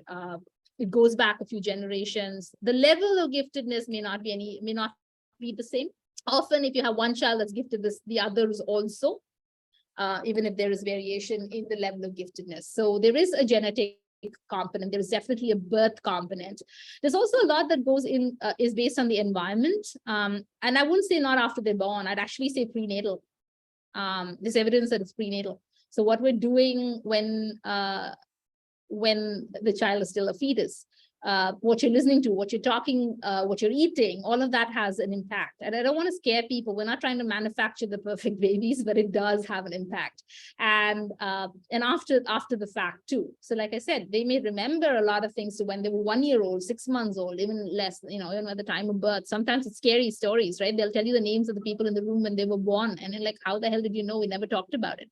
You hear these things, and they're not made up, they're true. So so it depends. It all depends. But I think what we have in our control is really what we can provide to the child in terms of an environment. And the focus for us really needs to be that the child is a well-adapted, happy human being. That's the first thing, right? We need to make sure that they are emotionally stable, that they have, security, to express themselves, try new things, do what they have to do, and are able to ask questions safely, and find answers and fail. And that's very important. I think it's in our hands. And then, of course, exposure makes a big difference. To answer that portion of the question, I think a child who's mathematically gifted, it'll show up. Ramanujan did, right? I mean, nobody did anything extra special for him. But it's a question of somebody identifying that gift. Hardy, who had to be there for Ramanujam to be known as Ramanujam today and his work to be known. Otherwise, it would have been all lost, right? And I think that's why I'm speaking to you, really, is that we don't let another child fall through those cracks. As teachers, as parents, it's our responsibility to help identify and help provide that environment for the child. And Terence Tao, who is a field medalist, one of the youngest field medalists, was a profoundly gifted child. He actually, I know one of Johan's mentors, professors, is actually someone who was in the same lab as Terry Tao. So I have firsthand information. I've heard things which basically are things like when you look, and I think there's stuff on YouTube as well, where they looked at his somebody working with a gifted educationist going in and like studying him. The fact that the parents were willing to go that extra mile, were also in a position and were capable of doing physics and math, helped for that progress to be quicker. Von Neumann, for instance, his parents brought people into the dinner table where they'd have conversations on all kinds of topics, right? At great depth, so that allowed for it.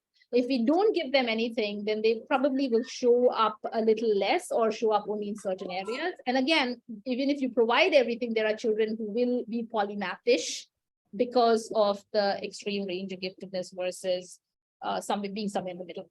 I hope that answers your question. Okay. Yes, thank you. You're welcome. Anyone else? Tushar has his hand up.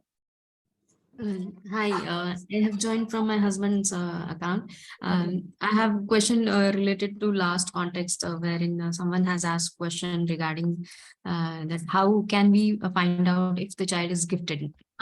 And my child is non-verbal, and so far I'm unable to find what is his interest. He likes animals, but his interest keeps changing. And nowadays he has started playing with doors and locks. And so it's very difficult for me to find out his interests. I mean, he is least interested in any activity, whatever we try to teach him, either it is language, maths, or life skill. He is least interested. He doesn't take interest in anything. Okay. Can I answer now? Yeah, sure. I tend to be a little, I'm sorry. So yeah, I understand what you're saying. My child wasn't very fluid with speech either, so I completely understand what you're saying, actually. And like I spoke about Jake early in the talk, he was nonverbal, completely nonverbal for years. So it's a tougher job under those circumstances, and the fact that his varying interest is a good sign, right? So he has a lot of different things, and that happens, right? So Johan was, you just have to keep taking him to different things. One other thing to note about gifted children, they are self-taught. They do not necessarily, not all of them, but there are many of them that do not like to be given instruction. Say like, do this, do this, do this, do this, or follow me and do this and show me. They won't like it. They will like to listen or watch. You need to figure out what's his preference, listening or watching. And then do it. But my son, because he's a perfectionist, he will close the door and try it several times and then only let you see that he's doing it after he's mastered the things he thinks are difficult for him. So whether it's speaking, or it was writing, or it was doing something else with his hands, we would not be allowed to see it while he was doing it. So it's not like, you say, do this, he'll do that. It's not that way. And pretty much everything he does, he learns, he likes to be self-taught. So the fact that he's not engaging in what we would consider learning activities doesn't mean he's not learning. And so I want to leave you with that thought. Don't worry too much about that. He'll catch up. We can catch up. I think it's more important, though, to spend time with the child and be very observant, introduce a lot of different types of stimuli and things to him. So, I remember I used to take him, like I said, take him for walks, take him to art exhibitions, take him to music concerts, take him off to different kinds of experiences. He wasn't really interested in animals. I took him to the zoo. He didn't care.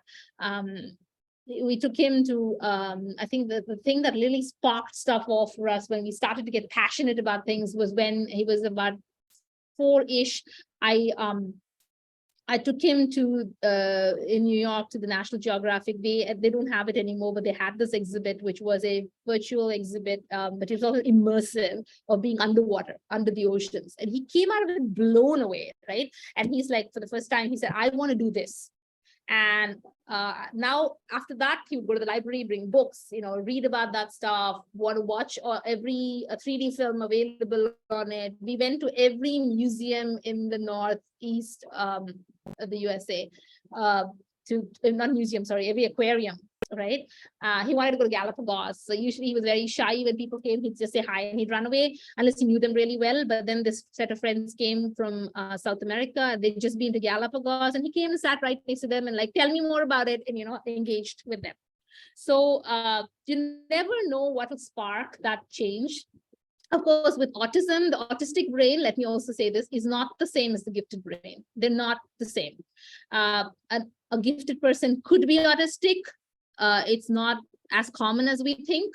It's actually much rarer, but autistic person is not necessarily. So the brain physiology and the neural activity that's going on is very different. So that I just want to say, I'm not trying to make broad generalizations. And I think that ASD is something you need to kind of check out. But no matter what diagnosis you get, I think it's important to keep introducing different things to the child, different activities, and see what's fun, what he kind of brightens up about or engages in. So doorknobs could be just a way of fidgeting. It could be that he's interested in the mechanics of those doorknobs. Why does this turn this way and this thing work this way? Of course, it's scary because he could lock himself in. But if you're in the room and you give him a bunch of tools that he could manipulate, maybe you see what he's doing with that manipulation. Is that leading to something? Ask a bunch of different types of questions associated with it. Is he trying to figure out how they work? Is he just interested in the fidget in the movement? What is it, right? I really recommend reading that book that I had mentioned earlier by, I will get you the name, and I will maybe at the end of the talk, I'll quickly Google and get you the name of the book. It's called The Spark, but who the author is. You can find it on Amazon. If you search online for the Spark book, you will get the story. You'll get access, and I really recommend reading it because she's got a lot of different techniques. She talks about what she went through and how she kind of helped the child. Okay, thank you so much. You're welcome. I think Sarah is next. Yes, hi. First, thank you so much for your sharing also about your private life.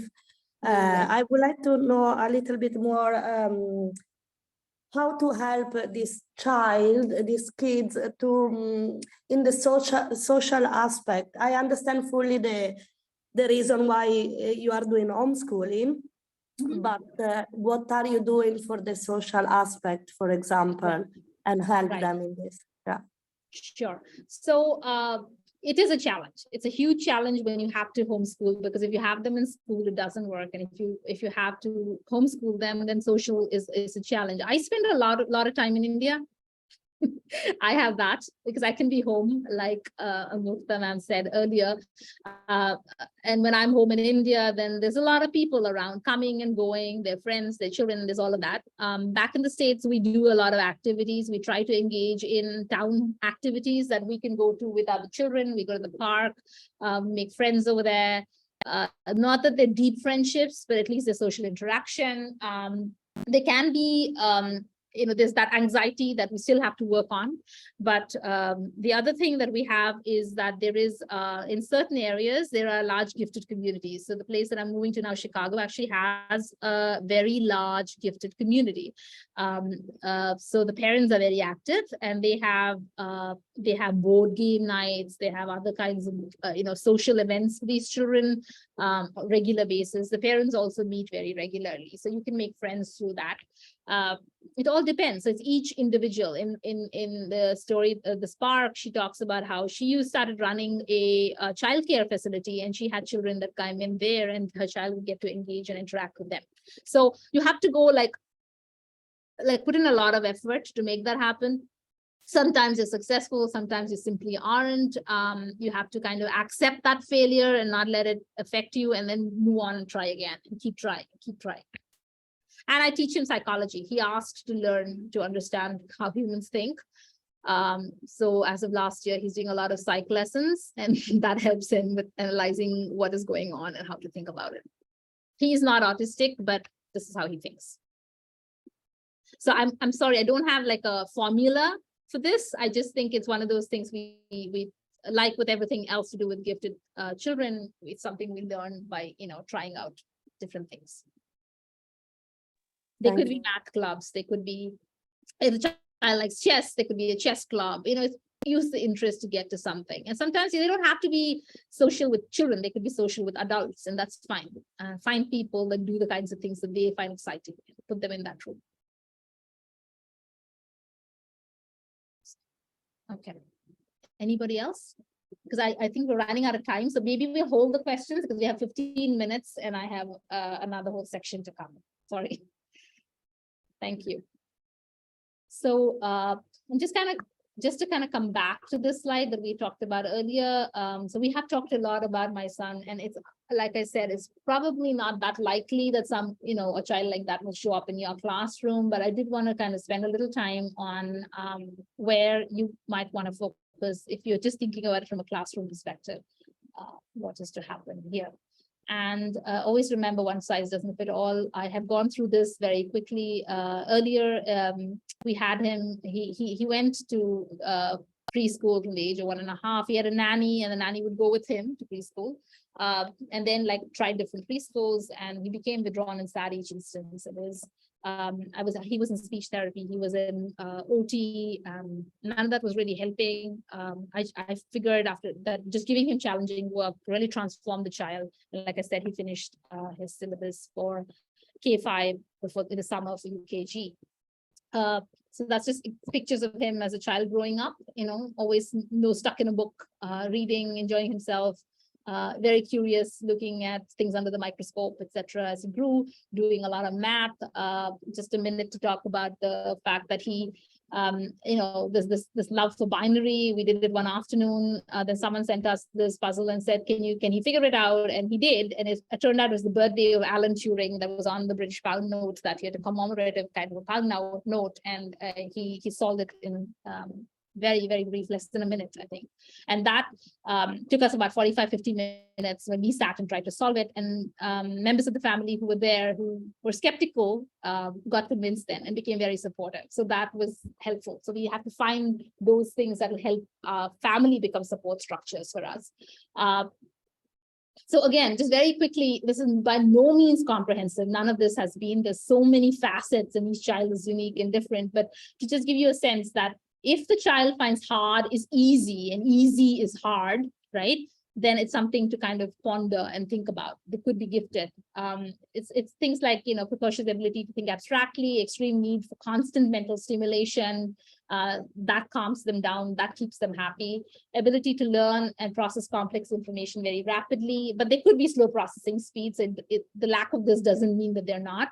A need to explore subjects in depth. They go really deep. They also go broad. Ask quirky, unexpected questions, not the standard safe questions we're used to, but questions that are like, where did that come from? Oh my God, that's true, that's possible. I never thought of it, which happens to me a lot. Bored with the repetition, they solve problems they have never been taught. They demonstrate this power transfer kind of thing, that you explain the concept, they connected it to some concept that's way beyond, and then they understood this whole stuff in between, right? So they can very rapidly move through curriculum for that reason. They self-teach, like I said, they may have motor, visual, or other challenges, learning disabilities, ASD, anything. I mean, like you could have them coexist, and they can mask for them. So they may not be getting the help they need to get because they're masking. They demonstrate a lot of asynchrony. They show great interest when challenged. There's a tendency to speak fast and change topics. I am guilty of that, so sorry. But you see that is much more extreme with those children. And they behave very differently at home, like some of the parents have talked about in this call. And I think it's very important to engage the parent, ask for the inputs, take that seriously. So just very quickly to go over certain traits that you could expect to see. So the fact that they can be intense. We've talked a lot about intensity, but very quickly again, they're driven to learn more deeply and rapidly than their age peers. Analysis is sophisticated. There's a quest for perfectionism and mastery results in intense anxiety with them. So that is debilitating. It prevents them from performing. They behave in ways or engaging. They behave in ways that others perceive as irrational and unjust. So there's meltdowns, but it's because of that extreme anxiety or because they're intensely feeling that pain of a situation that has nothing to do with them. They could be extraordinarily sensitive to sounds, smells, lights, etc. So we need to be aware of this and then, kind of take that stimuli away or reduce that stimuli in the classroom and give them those accommodations.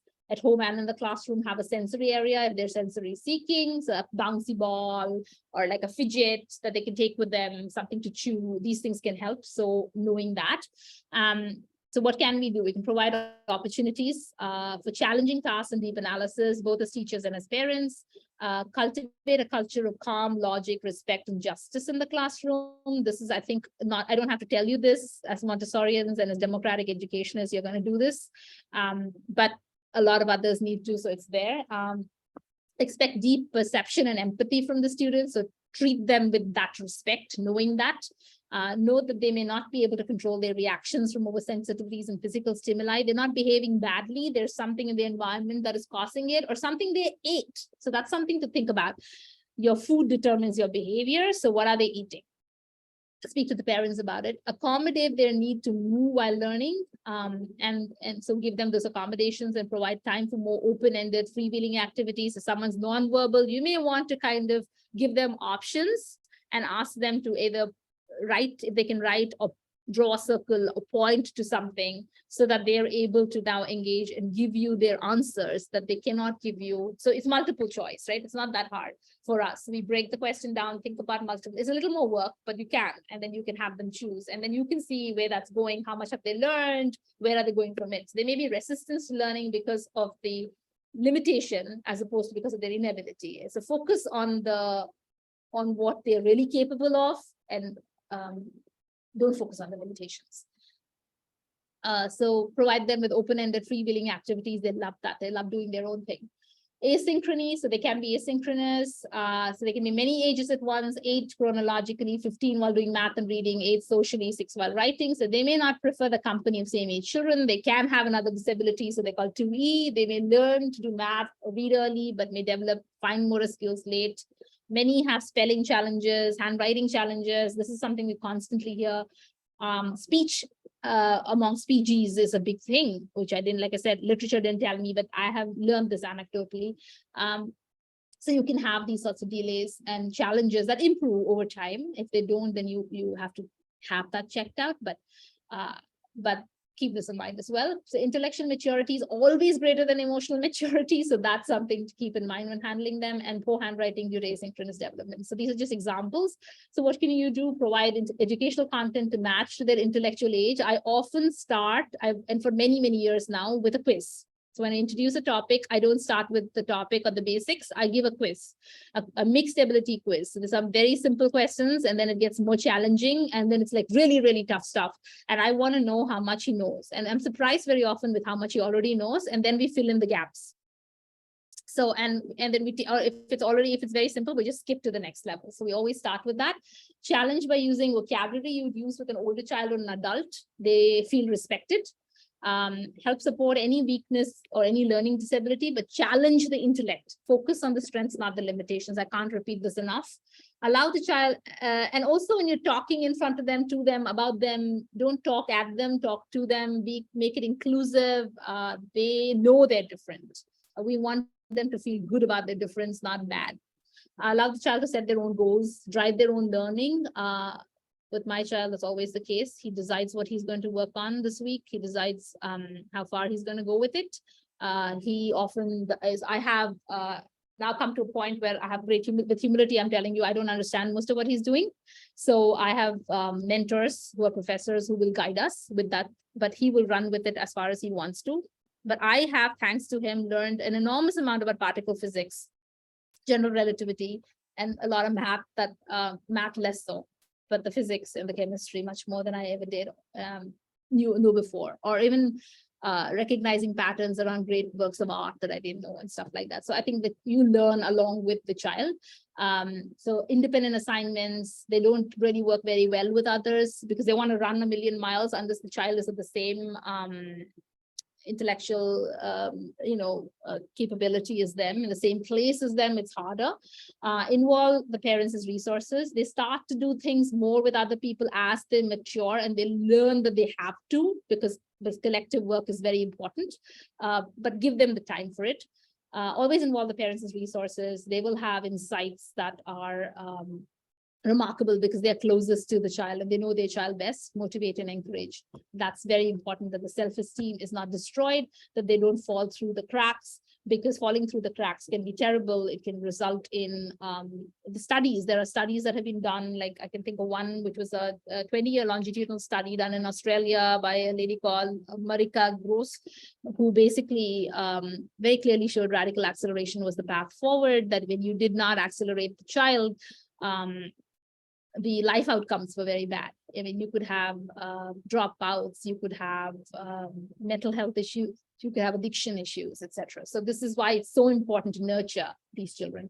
Okay, there's a couple of more here. So there's one is that they can be bored. So very frustrated when they have to learn something they've already mastered, like some of the questions that we had with discussing this.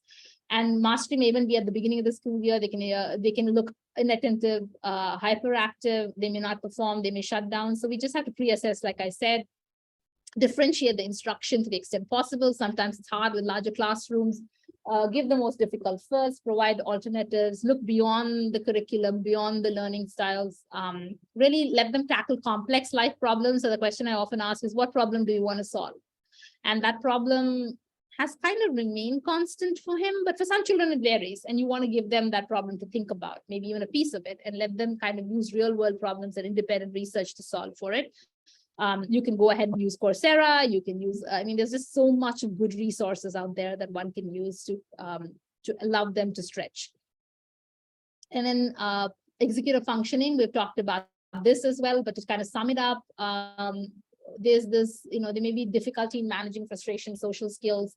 It affects even speech production. They can have issues asking for help, planning, coordinating. So they may spend a lot of time doing a project, love it, and then forget to take it into submit at the right time. They may lose sense of time to come out and finish their work or hand their work in. So there can be a lot of those sorts of challenges which make them over. And we tend to think the child is lazy. They're not obstinate. It's just, and they have huge anxiety, and it's just that they have executive functioning challenges, and these will catch up. But these, luckily, is a skill that can be taught. There's a lot of very good material out there for anybody who wants help with it. So it's, I'm not going to spend a lot of time. You can read about it yourselves. And with that, we're very close to finish. A few minutes for questioning. I just want to very quickly tell you that we've discussed this a little bit. There's a lot of misdiagnosis that goes on, like Mukta ma'am hinted at the beginning. I think we do want to kind of shine a light on that and say that, yes, there are things that seem to overlap that makes you think that maybe it's easy for someone who lives in the world of testing for autism and ADHD to see those things and say, hey, this is like showing me this because we're not doing brain scans. But remember, there's a whole bunch of things that an autistic or an ADHD, a person with autism or ADHD doesn't do, and that the brain is actually very different for the gifted child. And there's a tendency, like, for instance, towards abstract thinking or the skip thinking, rapid comprehension, or concern for existential issues, or making connections between domains and needing constant intellectual stimulation, need for complexity, interpersonal connection, that deep need for that's there in these children. And that's why it's so sad when they're socially isolated. It affects them because that deep need, it doesn't matter who it is, but they love humans and they want to connect with them. And that's something that you will see in them.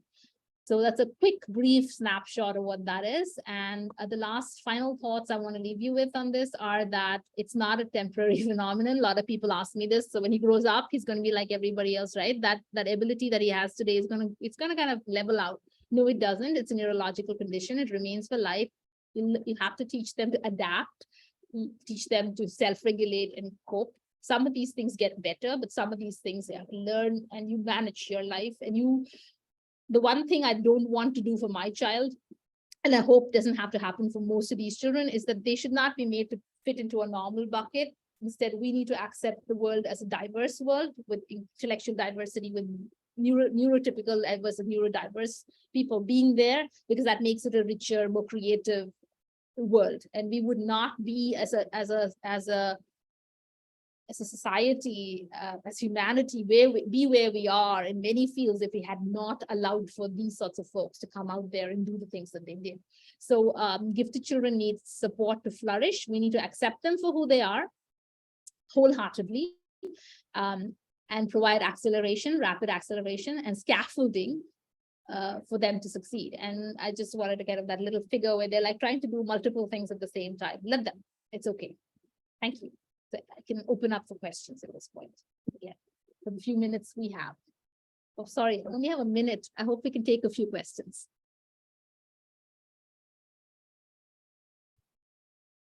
Can I ask a question? I hope it's okay for us to have a few questions. Yes, go ahead, Gopika. Yeah. Hi, Amukta. And Vishnu, yeah. Yeah, hi. Yeah, so Gopika, this point on the slide, giftedness is not temporary, it's a neurological condition that remains for life. So on one hand, that statement is there. On the other hand, there is a need to support them. So my question really is that if they do not get the kind of support they need, in some ways, Johan has been fortunate, though many things are a challenge, right, to get the social thing and so on. So I have heard some psychologists say that if you do not provide the kind of opportunities and are able to identify the ways they learn or the giftedness, then you might actually lose the giftedness in terms of, you'll not achieve to your potential. You don't lose the giftedness. That's the point I'm trying to make. You are gifted. You remain that way. Your brain continues to process the way it does. That doesn't change. You're going to kind of be who you are. This is it, right? This is who I am. And actually, it's not just for gifted people. For each of us, we have a distinct neural print, just like we have fingerprints, right? So there is a way we're wired. So that isn't changing. Though there's plasticity, though we can build new pathways and stuff, but the essence of this capability doesn't go away. What we lose is that ability to convert that capability into action, into performance. Achievement? Yes, achievement. Because we measure the world in terms of achievement. I don't like that term, but yes, in that sense. So that's why I said they could fall through the cracks. It's a very, very sad thing when that happens. And you should look up the study by Dr. Gross, because it's and there are other studies that have been longitudinal, 20 years, 40 years, right, following gifted children. This particular one, they had followed 60 gifted children with an IQ over 160 over 20 years. And some of them had been radically accelerated, so several classes ahead. Some of them were not accelerated at all. They were forced to stay in their class. And you can see very clear differences in what the life outcomes were for these children. So whether it was achievement in their professions that they chose, or it was even just finishing college, to being just satisfied. So, your sense of satisfaction, sense of self, all of those things. When we do not provide them with the acceleration and the scaffolding, which is why I keep going back to it, because it's a two-way thing, right? So my son actually was telling me yesterday when we were talking about it, sometimes it feels like a burden, because I can do certain things. I know I can do these things, right? And he doesn't like being put in front of people to do things. He just thinks, I'm not a monkey. I'm not a performing monkey. Therefore, I will not do it in front of others. But I like doing certain things. It gives me joy, but I wish I wasn't, because if I wasn't, then I would be able to go out and just make friends with people very easily in a way that, so there's that. But there's also the fact that I would be in a position where people won't expect that I will solve something, or, say things like, oh, I'm sure you'll win a Nobel Prize. And we never say that to him, because that's not the point of any of this, right? But people have a tendency to say these things to you when they know a little bit about you. And I don't want that pressure. So I had to talk to him for a long time last night about how we don't expect him to do anything of that sort. We just want him to be happy, and we want him to be challenged so he can be happy and just do what he likes to do.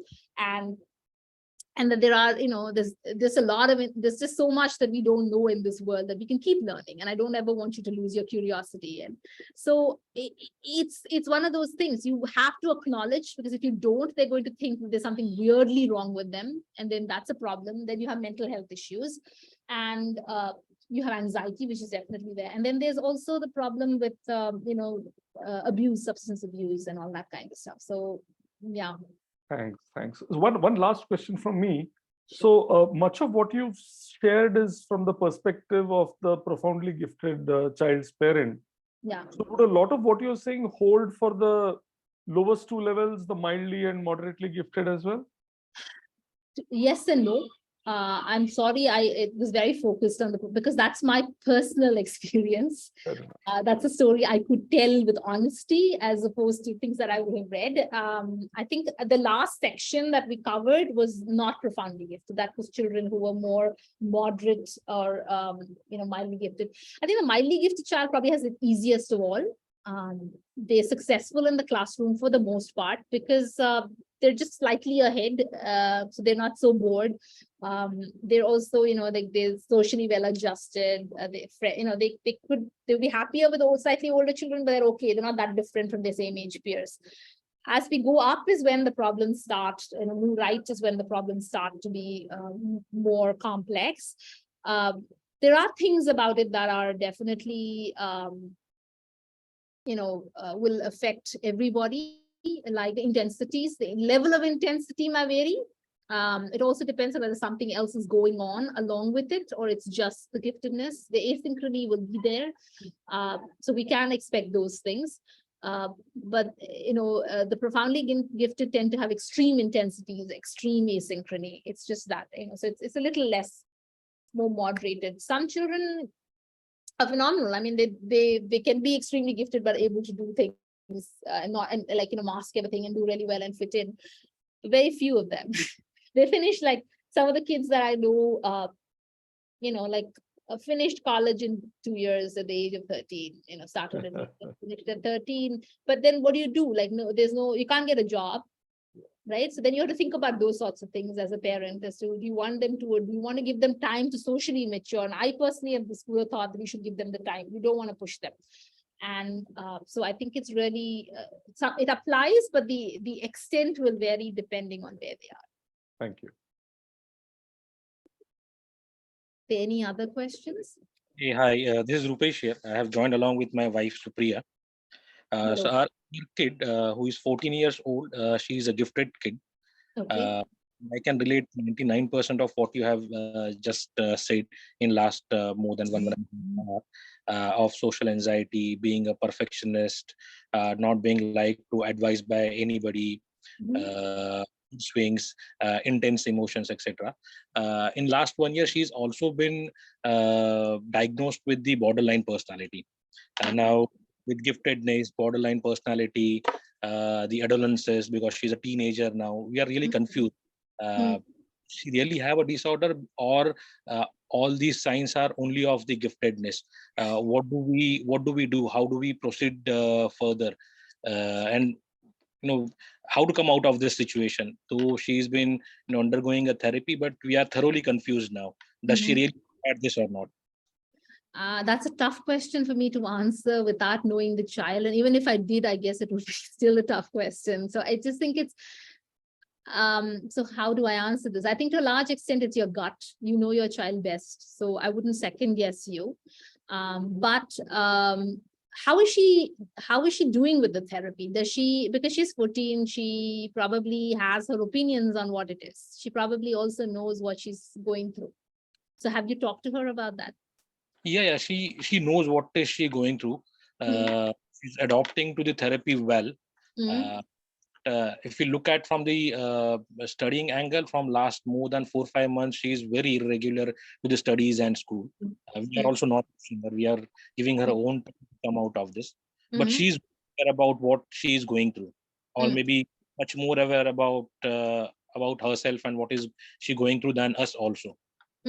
Yes, she probably is. That's why I was asking that question. So if she's doing well with the therapy and she wants to continue, there's probably no harm in it, because if she sees value, I think it's worth it. I also think that, adolescence plays a role, right, in this. Your sleep pattern changes, so many things change. There's, and with the giftedness, it's a very difficult period of time I don't have a child who's there, so it's not firsthand experience, but from everything I have heard from others, that is a tough time. So probably some of it is that.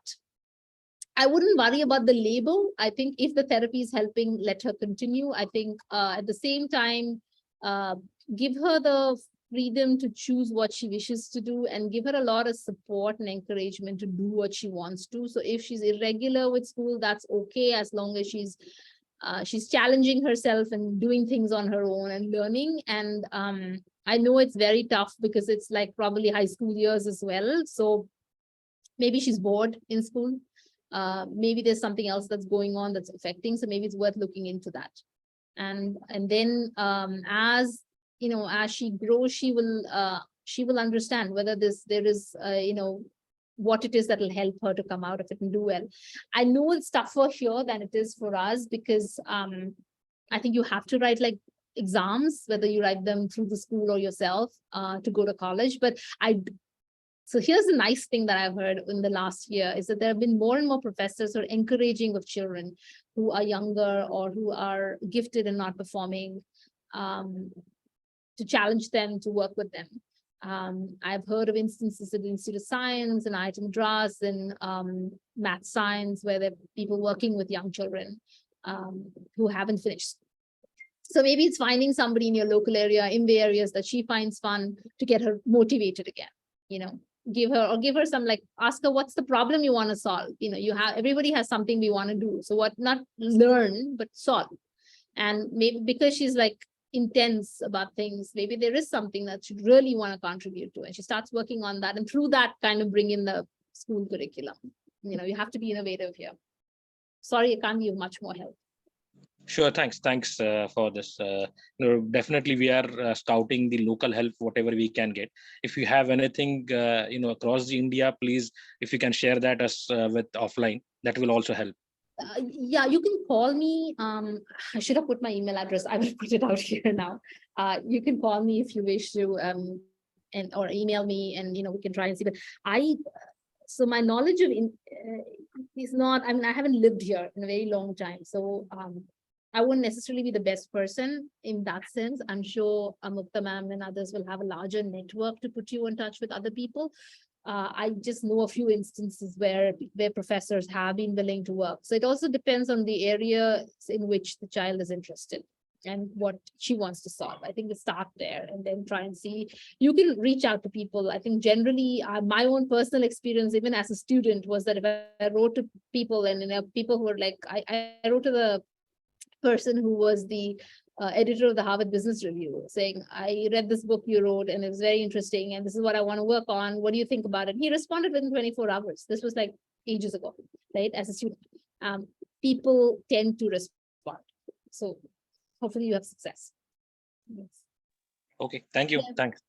You're welcome. Do we have time for another question? Should we close? I know we're Yeah, well. go ahead. Go ahead. Okay. Does anyone else have a question? Okay, if nobody else is asking a question, I'll ask one more. Sure. But if a parent has a burning question, let them ask. Okay, nobody. Okay. Okay. Yeah. So Gopika, you mentioned somewhere that when he was doing these partial differential equations and all this stuff at a really young age, he would not share the working unless he was asked. But if he was asked, then he would show the working, right? Not the whole working, a couple of steps back. I Ah, can never get him to do the whole thing. Yeah. Okay. Okay. I think he So will when he gets older, but yeah, the reason I'm asking this question is because so we run camps for gifted students, and I think most of them are in the first two levels. But every once in a while there will be a kid who I don't know what level they are in because they're not always had an IQ test. Sure. So we've had children who look bored, look as though they're not listening, and we think they're not getting it, and then we ask them and they answer. And then we ask them to put down the workings, and many of them, many of these few kids are not able to show the workings. So I've heard of something called a visual spatial learner. I'm not sure about these things, but are there kids who really get it, but the way they process it is different? And can that happen? Okay. Yes, it can. Actually, their way of learning is very, very different from the way we learn. So there's a whole lot of literature on that actually that we can look at. So yes, they're processing it very differently. I mean, in Ramanujan's case, I keep going back to that because that's something we all kind of think of when we think of mathematically gifted. He used to say apparently that he just saw the answer, it plopped up. So I asked my son, did you just see the answer? He said, no. I mean, I worked on it, I calculated it. But the method he uses is not always the method we would have learned to use traditionally. My husband calls it brute forcing. And then we'll show him a different method and he'll say, oh, that's much more elegant. So, I'll try and do it next time. So sometimes they don't know to articulate it. Sometimes they may have processed it very differently. We will only know this if you can put them in an fMRI machine. Really, I would love to be able to see what, even then we won't know exactly, but we will know where it's firing up, what's going on. So, but they are listening, even when they seem inattentive. That's part of the fact that they may be a little bit bored with it. Or they're thinking about something else, but they're still listening. Some of them have the ability to, that's the other thing that happens as you go right, is that most of us, if we have to multitask, we only perform at a much lower level than we would be performing otherwise, right? So our ability, we're like reduced operational capabilities. With these kids, they can really multitask. So they can be doing two things and doing them both fairly well.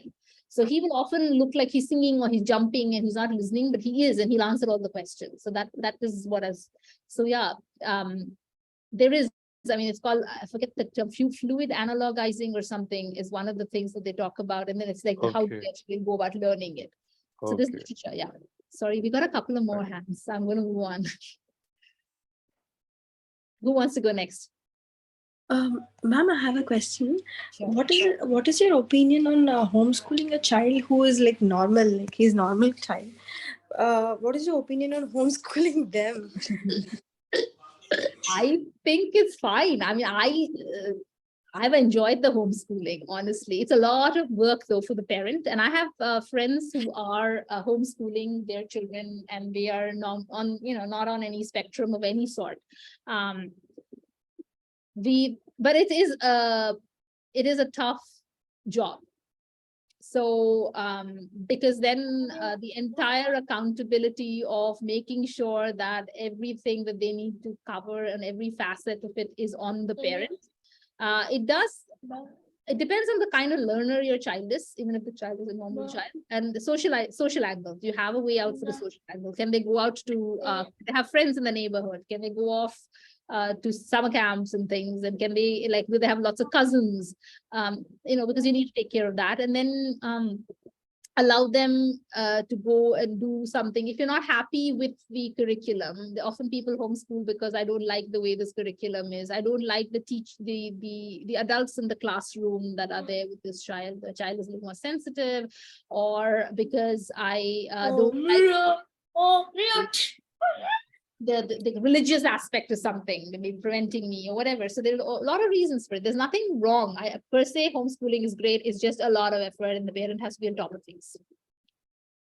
I thought that my personal concern was the health issues. He's constantly becoming sick when he goes to school. Very little. And the only challenge, I keep hearing from people is like, if you homeschool, they are not going to perform well emotionally, or they're going to get scared when they're going to crowd, is what I heard from others. Is that true? Not necessarily. Not necessarily. So as long as there are outlets for them to socialize, I don't think they get scared because they're going into crowds. I mean, nor in the emotional thing, I think there's a lot of emotional security that comes from being at home, which is a good thing, right? It's just make sure that the learning is happening in terms of being able to work with other people. The learning is happening in terms of, when you go to school, you meet a bully, you learn something.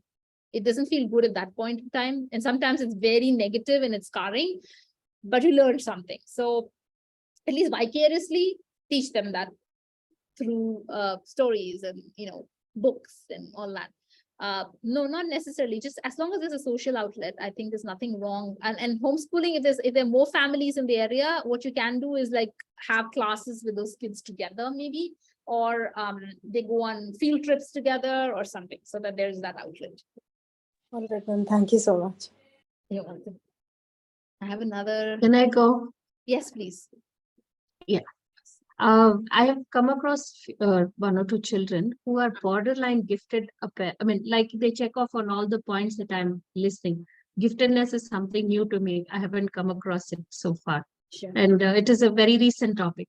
So when they are like ticking off on many things you're saying, but then they are not showing exceptional ability, how do we as a teacher or a mother guide such a child? They will show certain thing like an ability in a pointed fashion, like maybe in a drawing or in something like that, but then it doesn't continue, but then it shows up somewhere else. So it's not a progressive thing. It's not something that is could be pointed out, but then they check off on the list, like they are not socially, emotionally, whatever you're saying, the emotional outputs, they are happening. So how do we recognize this? How do we take it forward from there? So if the emotional outputs are the only concern, then that could mean something else also. It doesn't have to be gifted, because that could be neurodiversity, but neurodiversity due to other reasons, right? You could multiple other. No, I mean, like they do check off on the late speech thing. They do check off on the emotional outbursts. They do check out on their work, which is lighting. And about the hearing also, they are very highly, they are hearing things. Yeah. So that's what I'm saying. Those things could be indicative of something else also. If there isn't, the child maybe, but it's showing something on the drawing front, or is showing in certain math classes, they're performing great, or when you introduce a new topic, they're coming forward, listening, and then they're doing well. And then as you make them do repetitions, they're just bored and they don't do it anymore, or they start behaving badly. If you're having that happen, then it probably is gifted. But if the child is not showing any of that and there's just these other things, then it may be something different, may not be gifted. So how do we exactly say what is it, and how do we point it out, and how do we recognize it and take it forward? That's why I went through those patterns, right? So if you're saying, so let's say the child is, I know a child actually who is artistically gifted. So he can whatever he sees, he can sketch in 3D beautifully, right? No matter how complex. He is not necessarily performing well in the traditional sense in school.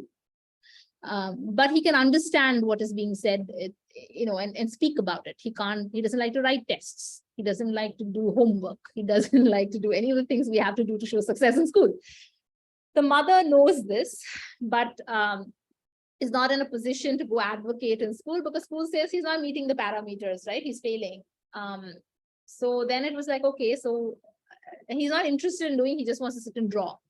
So if he wants to just sit and draw, then maybe I said, why don't we start with using that drawing to get to something else? So if you start thinking about, sketches and drawing as a means of explaining how the human body works, or you're telling stories and the child is sketching the story, ask them to sketch while you're telling them. In the process, they're learning, right? You can do a whole project on Michelangelo, for instance, or on Leonardo da Vinci, and how he did architectural designs, and he built things, and use that for his scientific innovations to show the child's connectivity. So that depends on what the child is specifically showing you traits of. Is it just boredom, asynchrony, and that combination, which is leading to these intensities? I mean, extreme intensity will mean that the child is also more gifted, right? Typically, unless they are twice exceptional, which means that there is a disability going with it. Could be a speech disability, could be a learning disability of some sort, writing, calculations, whatever, or could be a disability like autism. I hate calling it that, but they're too weak. From what you're telling me, if there is sensitivity to sounds, acute hearing, yes, but if there is sensitivity to sounds and lights, and there could be spatial, sorry, what is it called? There's a term, sensory processing disorder. There's multiples of these things that exist. The challenge is to not label them and misdiagnose, but to try and see, is there more than that? And that, I think, the parent will be able to tell you what do they like at home, what kinds of stuff interests them. Try and kind of have them find different ways of asking them questions, ask them more challenging, non-obvious questions, and see what they do with that.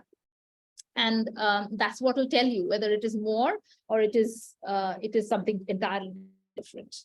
I'm not saying that other disorders don't exist, that those things are not, they are very much there. It's just that you can mistake this for that. That's all. Thank you, Bob. You're welcome. There's a couple of more hands raised. So. Hi. Hi.